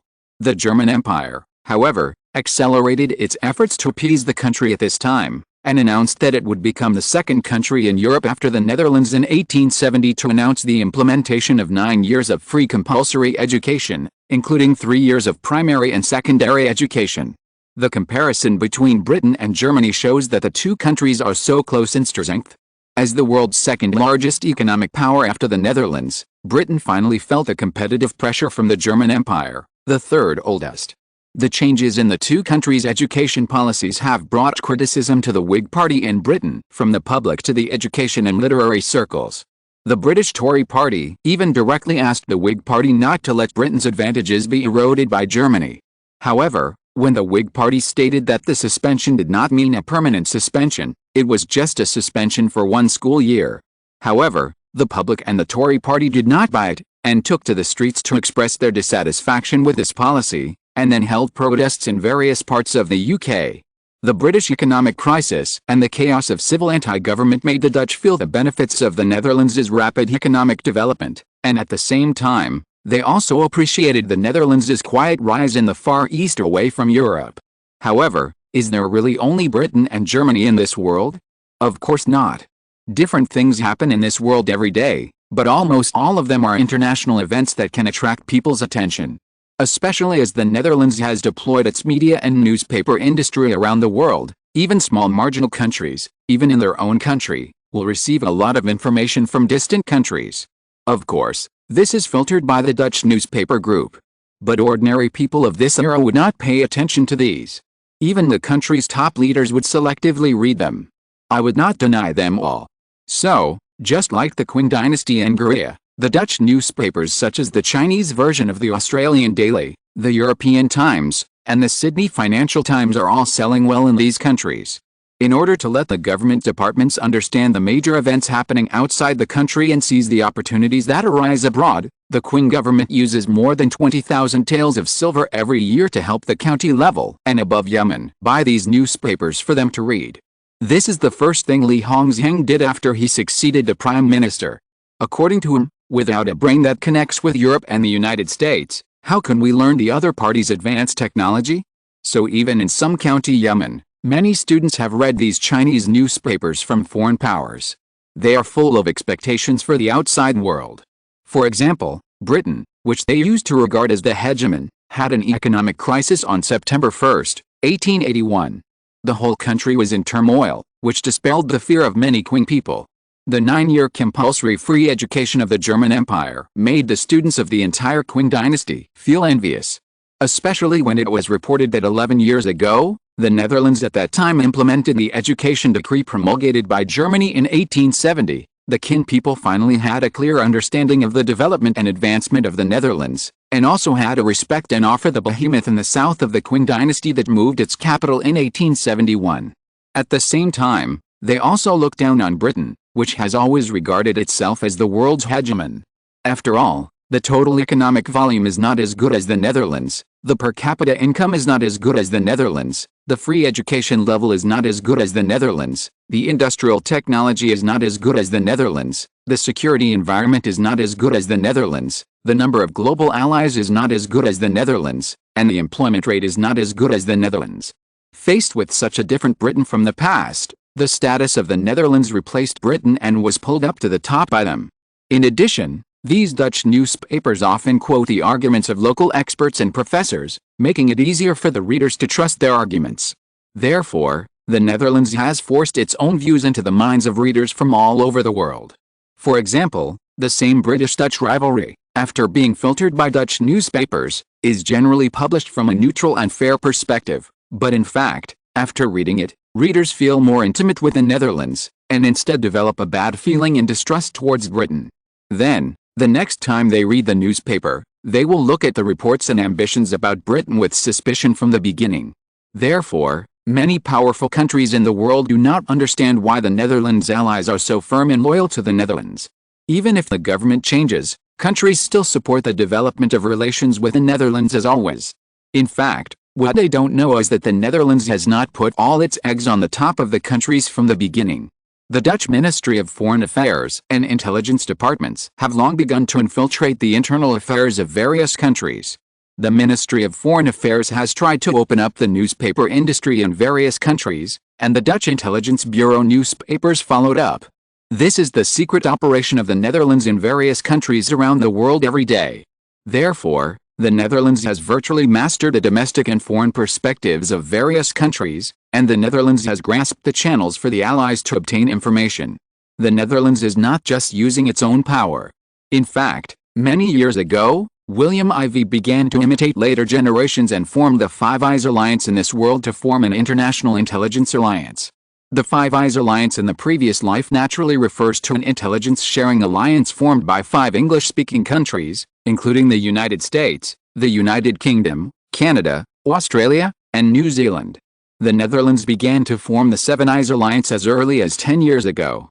The member states of the Seven Eyes Alliance Intelligence Alliance include the Netherlands, Sweden, Denmark, Greece, the Kingdom of Siam, Spain, and Ecuador. The alliance was first formally established in 1863 by the Netherlands, Sweden and Denmark. After Spain joined, it became a quadrilateral alliance, and then Ecuador, Greece and the Kingdom of Siam were added to form the current Seven Eyes Alliance. The 7 countries jointly signed a spy intelligence agreement, which aims to enable the 7 countries to share intelligence and jointly intercept enemy countries from spying on member countries. In fact, the intelligence cooperation of the Seven Eyes Alliance has been ongoing for a long time. European and world powers such as Britain, Germany, France and Russia are aware of the existence of the organization, but what they don't know is that the alliance will not only collect intelligence on foreign governments, but also conduct large-scale, organized and indiscriminate intelligence collection, eavesdropping and monitoring on enterprises and civilian scientific and technological talents in other countries, which are things that these countries don't know. Sweden collects intelligence from the Russian Empire, Denmark collects intelligence from the German Empire, Spain collects intelligence from Britain, France and Portugal, Greece collects intelligence from the Ottoman Empire, Italy and Austria-Hungary, and the Kingdom of Siam is in Southeast Asia, like a radar, collecting intelligence from the French colonial army in the east, the British colonies in the west and the southern Qing dynasty in the north, etc. It is one of the pillars of the Netherlands in monitoring southern Asia. Ecuador is the intelligence collection center of Latin America, where the intelligence headquarters of the Netherlands allies in the Latin American group of 13 gathers. It is even the intelligence analysis headquarters for the United States, the American Alliance, Brazil, Argentina, Paraguay, Uruguay and other countries. After obtaining the analysis results, they are sent back to Melbourne, the Netherlands. It can be said that within a week, the Netherlands can get detailed information on almost every move of the world. Of course, this is a major event, Not a secret. Chapter 972 Austria-Hungary and Mexico broke off diplomatic relations. 1881. The Mexican Ministry of Defense announced in Mexico City that due to the danger of Austro-Hungarian military action, the Mexicans at the border of the Yucatan Peninsula would be withdrawn 10 kilometers northwards from now on to evacuate local residents. On the evening of September 1, 1881, Mexican President González signed an order confirming that the Austro-Hungarian Empire had marched northwards from the original border of the Yucatan Peninsula, once again expanding its invasion area on Mexican territory. At 12 a.m. on September 2, 1881, the Mexican Ministry of Foreign Affairs announced that it had negotiated with the Austro-Hungarian embassy in Mexico, saying that Mexico would hold its ground and would not allow Mexico to lose even 1 square kilometer of territory after the former President Juarez lost the Yucatan Peninsula. On September 3, 1881, the talks ended with the two sides agreeing that the Austro-Hungarian Empire would withdraw to its position before September 1. On September 5, 1881, the Austrian Crown Prince Ferdinand publicly stated that the Austro-Hungarian Empire would not give up its rule over the Yucatan Peninsula. In order to live in peace, Mexico should give up joining any military alliance, because this would threaten the interests of the Austro-Hungarian Empire in Central America. The Crown Prince Ferdinand said that he had expressed the new conditions for Austria-Hungary to withdraw troops to González in Mexico City. As a result, Austria-Hungary pressed forward step by step. Mexico would not retreat, and the war between the two countries was imminent. At 8 o'clock in the morning on September 6, 1881, this was the time to go to work.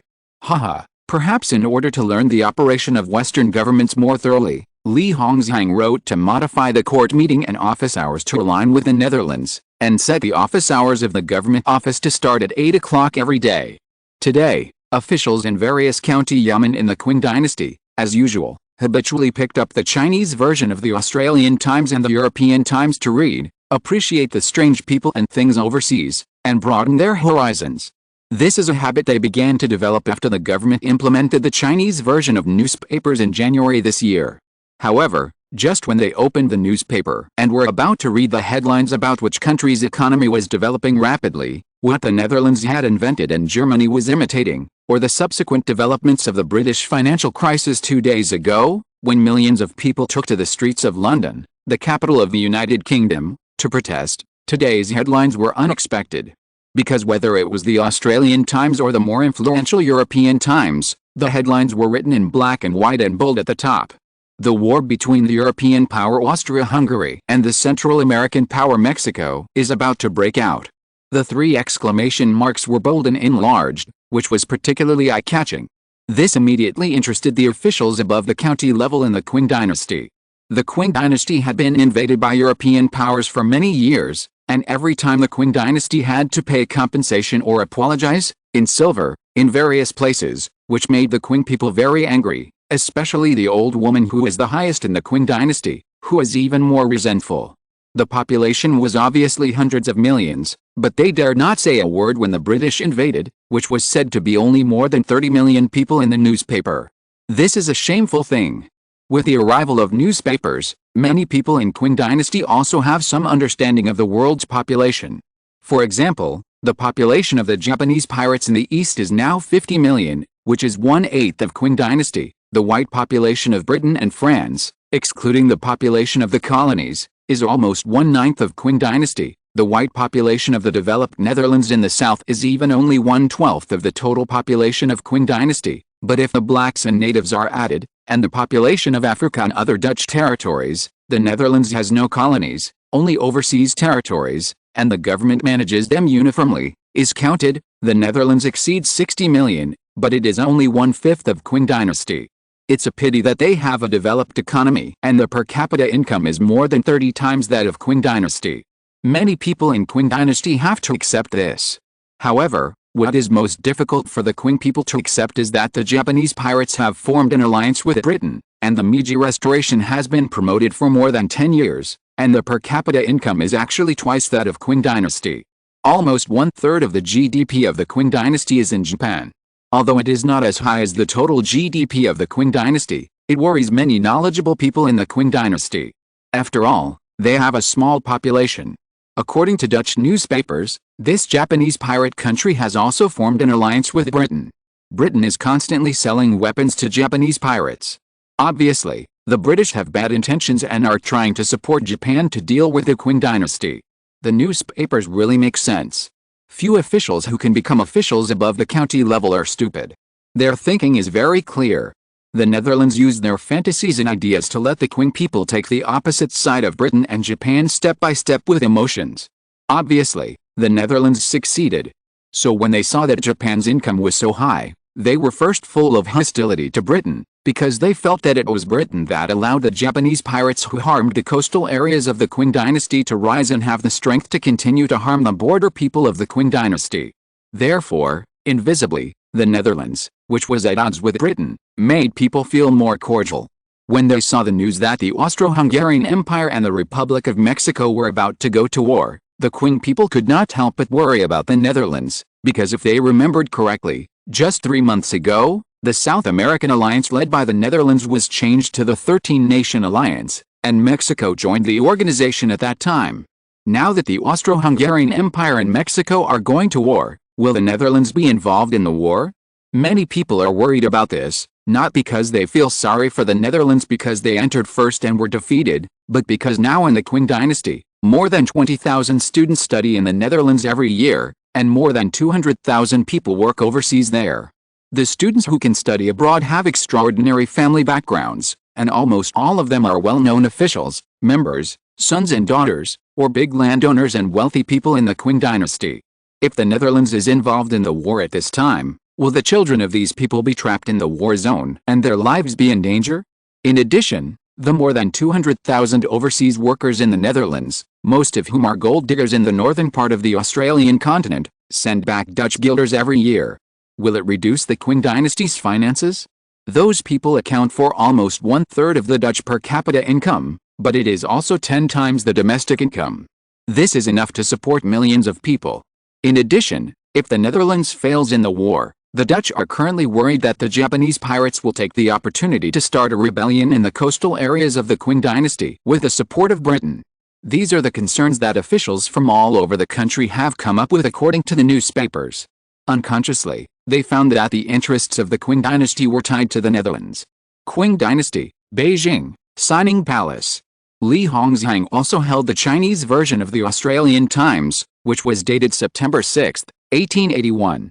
Above him was the Empress Dowager Cixi, who was the only one in the palace. Empress Dowager Cixi passed away on April 8 this year at the age of 44. Therefore, from then on, the woman in front of him had the final say in the Qing dynasty's harem. Thinking of this, he couldn't help but lower his head even more. Cixi looked at Li Hongzhang in front of her and was very satisfied. The other party was a capable and good-looking man. Unfortunately, he was a Han Chinese, otherwise, it would be reasonable to be a few steps closer in terms of title. Chapter 973, Little Moscow. Qing Dynasty, Harem, Signing Palace. Empress Dowager Cixi summoned him today. He didn't need to ask, and he knew it was about the possible war in America. After all, newspapers were becoming popular now. As far as he knew, the Empress Dowager Cixi in front of him was like the wives of ordinary officials. In addition to liking to listen to operas, her biggest pastime every day was reading newspapers. This was a relief for him. After all, if she read the newspaper, he would have to save some words, and on many things, they might even have the same views, of course, on the premise that it did not damage the interests of the Qing court. As expected, Cixi said, the newspaper said that our country has more than 200,000 people working in the Netherlands and Southeast Asia, and more than 20,000 studying abroad? Is this true? Li Hongzhang shook his head and said, in fact, it's more than that. These 200,000 people have been registered with a local government when our government went abroad. There are also some people who took secret paths and did not register. Cixi said with displeasure, humph, these people were caught and directly sentenced to death. They dared to sneak into the Netherlands privately. Before she finished, she asked, how many people are there? Li Hongzhang was embarrassed for a while, then gritted his teeth and said, life is difficult for coastal residents, so when they knew that the income in the Netherlands is more than 10 times that of the country, they are willing to take the risk. It is estimated that there are no more than 500,000 of our citizens there now. Sixie almost couldn't hold the teacup in her hand. She raised her head in shock and anger and glared at Li Hongzhang, asking, "How many?" 500,000 people. Sixie said angrily, "That means that apart from the 200,000 people who are waiting, there are still 300,000 people who sneaked away without registering." She was so distressed now. You know, every Qing citizen working overseas had to pay 1/10 of the tax every year. You know, now Qing farmers only paid 4.5% of the tax every year, and the farmers' harvest was very low. For Empress Dowager Sixie, who liked to spend money lavishly, these overseas work taxes were a huge income. Li Hongzhang was a sensible person. 2/10 of the taxes paid by these people every year fell into Empress Dowager Sixie's private pocket. 200,000 people received 1/3 of the Dutch per capita income of 3,750 Dutch guilders, 150 pounds. Now 1 tael of silver is equal to 17 pounds. The average annual income of the Dutch is about 9 taels of silver, and 1/3 of the Qing people who went there to work were 3 taels of silver. This is much higher than in China. 200,000 people, 600,000 taels of silver, and she can get 2/10, which is 120,000 taels. This is real money. There are more than 300,000 people who did not register, which means that she took 180,000 taels less. It hurts to think about it. Sixie could not help cursing. Those low-class people are so abominable. Lord Li, I don't need to tell you this time. You should know how to kill a chicken to scare the monkey. The imperial border guards are not for useless people. If they can't make any achievements and still occupy this position, it's better to lose their heads directly. Obviously, taking her money touched her reverse scale, and she was really angry this time. Li Hongzhang nodded repeatedly. Sixie seemed to try to calm her rising and falling resentment before she said, "Okay, let's not talk about this. At present, the Netherlands is too important to the Qing dynasty. Look at the foreign exchange earned every year, it is a huge income. Of course, it is mainly because the Netherlands has a good relationship with our Qing dynasty. Look at the news in your hand this morning. In America, I remember that Mexico is the new ally of the Netherlands. Now the Austro-Hungarian Empire is advancing militarily there. What do you think will be the final result?" The situation in America made Li Hongzhang couldn't help but say, "Empress Dowager, the Netherlands is not moving its troops at present, so the South American 13-nation group has not made any major moves. What is strange is that the German Empire behind the Austro-Hungarian Empire has not made any sound. The German-Austrian alliance that the two countries publicly announced some time ago unanimously agreed that it would expand its influence in Latin America. Now Austria-Hungary has begun to increase its troops by 10,000 to occupy the Yucatan Peninsula in southern Mexico. Just as what was said in the newspapers, Mexico is also gathering troops in the Isthmus of Tehuantepec in the west of the Yucatan Peninsula. The Isthmus of Tehuantepec. Sixie has been interested in politics since she was a child, so she is still very interested in world geography, especially in the world navigation map brought back by Qing diplomats from the Kingdom of the Netherlands some time ago. She saw for the first time on the map how big the world is. The Qing dynasty is not as big as the northern Tsarist Russia. And the British, the maritime hegemon, actually has so many colonies, and even several colonies and territories are dozens of times larger than the British Isles. The British mainland only accounts for 1% of the territory under its rule. My God, 99% of the British are overseas territories and colonies. Just imagine, Sixie feels terrible. And the Tsarist Russian Empire was originally a small Moscow principality, not as big as Zili, but in just a few hundred years, it was able to become a territory comparable to the Qing dynasty, and even more than it, with a population of almost 1/3 of the Qing dynasty, nearly 100 million people. No wonder they were so bold and dared to start construction in the north and west of the Qing dynasty. Also, looking at the territories of the Kingdom of the Netherlands scattered almost all over the world on the map, the Australian continent, the East Indies, the South Pacific Islands of New Guinea Island, the Hawaiian Islands, the Alaska Peninsula, the New Zealand Islands in the Pacific Ocean surrounding areas marked with Chinese characters, and the Marshall Islands, Caroline Islands, Mariana Islands near Luzon Island, etc., are all within the blue territory symbol of the Kingdom of the Netherlands. Oh my God, you don't know until you see it, and you will be shocked at a glance. The area of the territory around the Pacific Ocean is almost comparable to that of the Qing dynasty. It is said that Africa, which is full of yellow sand, has an area that is not inferior to the Australian continent. The European countries that are full of powerful countries also have a large area of the Netherlands. It is said that it is also the birthplace of the Netherlands. In addition, as she read more and more newspaper news, she had a clearer understanding of the development of the Netherlands, and she became more and more afraid of the Netherlands. Although it is not as bad as the United Kingdom, it is not much different. In addition, the Netherlands has a huge trade relationship with the Qing dynasty every year. For the Qing dynasty, it is definitely more important than the United Kingdom. It is said that the Zongli Yamen unanimously believes that the Netherlands has helped the Qing dynasty's industrial progress much more than the United Kingdom. In addition, the two countries are in a semi-alliance state. The Netherlands is also very unhappy about the alliance between the Japanese pirates and the United Kingdom. In Sixie's view, the riverbank is a natural ally. The Far East is one south and one north, one land and one sea, which echo each other and complement each other. Sixie finally said in a very serious manner, "We should get along well with the Netherlands and not make enemies." After seeing this, Empress Dowager Sixie secretly made up her mind that she would never dare to use a tough attitude towards the Netherlands again. It must be strong. She, who has been in the harem for many years, understands this better than anyone else. Chapter 974, Austria-Hungary invades Mexico. La Muda. Sixie looked at the map that Li Hongxiang had opened with understanding, and saw Mexico across the eastern Pacific Ocean, the narrow southern Mexico that looked like a small waist, and the edge of the Atlantic Ocean. Li Hongxiang pointed to the bulging southern part of Mexico on the map and said, "This is the Yucatan Peninsula. There are currently 30,000 Austro-Hungarian troops. The northern part to the west is the Isthmus of Tehuantepec, a relatively low-lying basin. It is where Mexico mainly grows grain and makes sugar from sugar cane, and also produces fruit. The Netherlands calls this area tropical. It is said that the Mexican army deployed here is no less than 50,000 people. Two powers confront each other."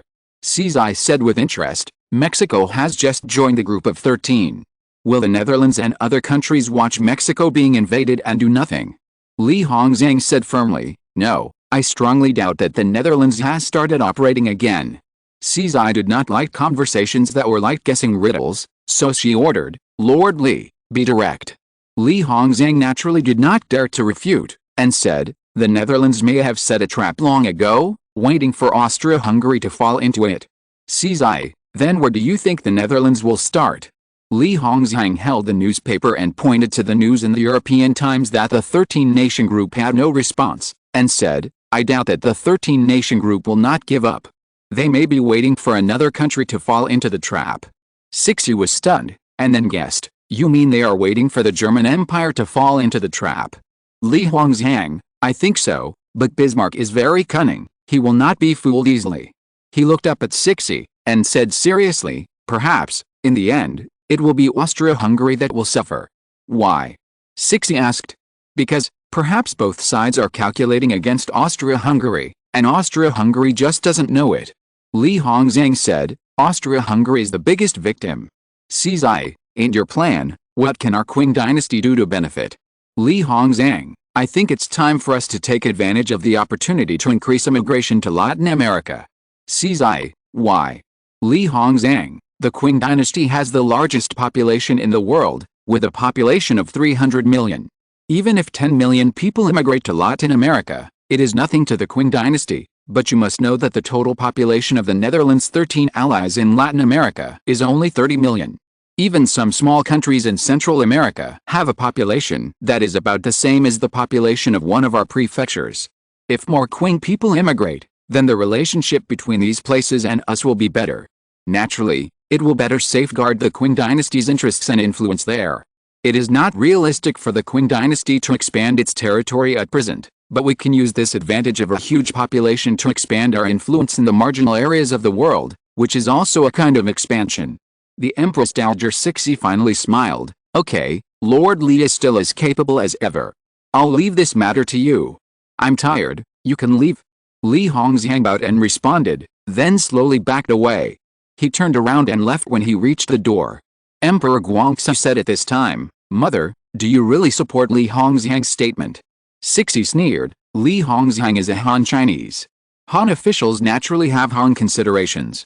His interests are not necessarily the same as ours, but generally speaking, he can still be manipulated. Just now, Mother, You acted like you valued him. I can't see through your mind, Emperor Guangxu asked puzzled. Cixi touched Emperor Guangxu's head and said lovingly, "Child, people's hearts are separated by their stomachs. Our Qing army has entered the pass for more than 200 years. The Han people still have great dissatisfaction with us, especially the Han people in the south. Alice, child, Li Hongzhang is a representative pushed by Wei merchants. These people are now rich, powerful and united in our Qing country. Don't take action against them easily unless necessary." Emperor Guangxu was born in 1871 and became emperor in 1875. He is only 10 years old now and has been emperor for 7 years. I don't understand many things, but it is still Empress Dowager Cixi who controls the country's domestic and foreign affairs. People say that she loves power, but who knows the sorrow of her as a widow? Forget it, thinking too much will only make me cry and tired. Emperor Guangxu, didn't your mother teach me to apply Britain's balance of power diplomacy to our domestic affairs? How should we check and balance Li Hongzhang?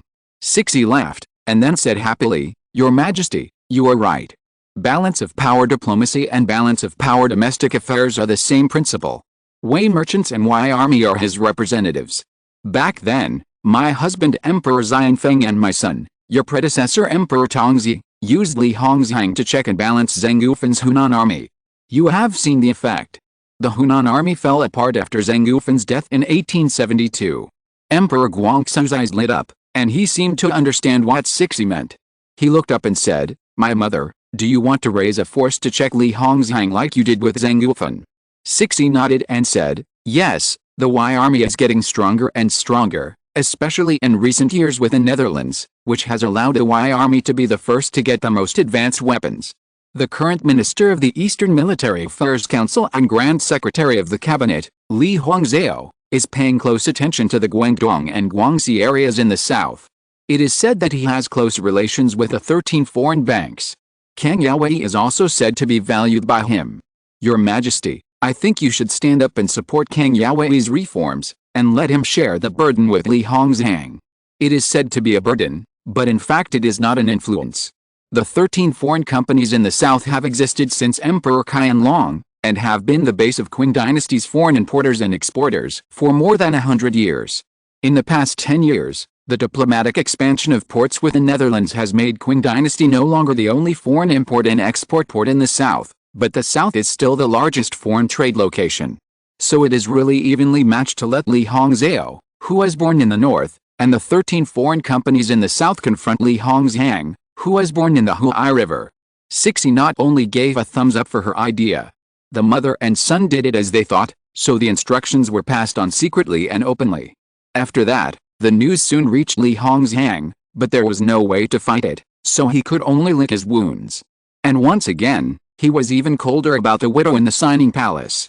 At 12 noon on September 7, 1881, according to the news released by the Mexican Ministry of Defense, 1,000 soldiers of the Austro-Hungarian Empire crossed into the Isthmus of Tehuantepec ruled by Mexico.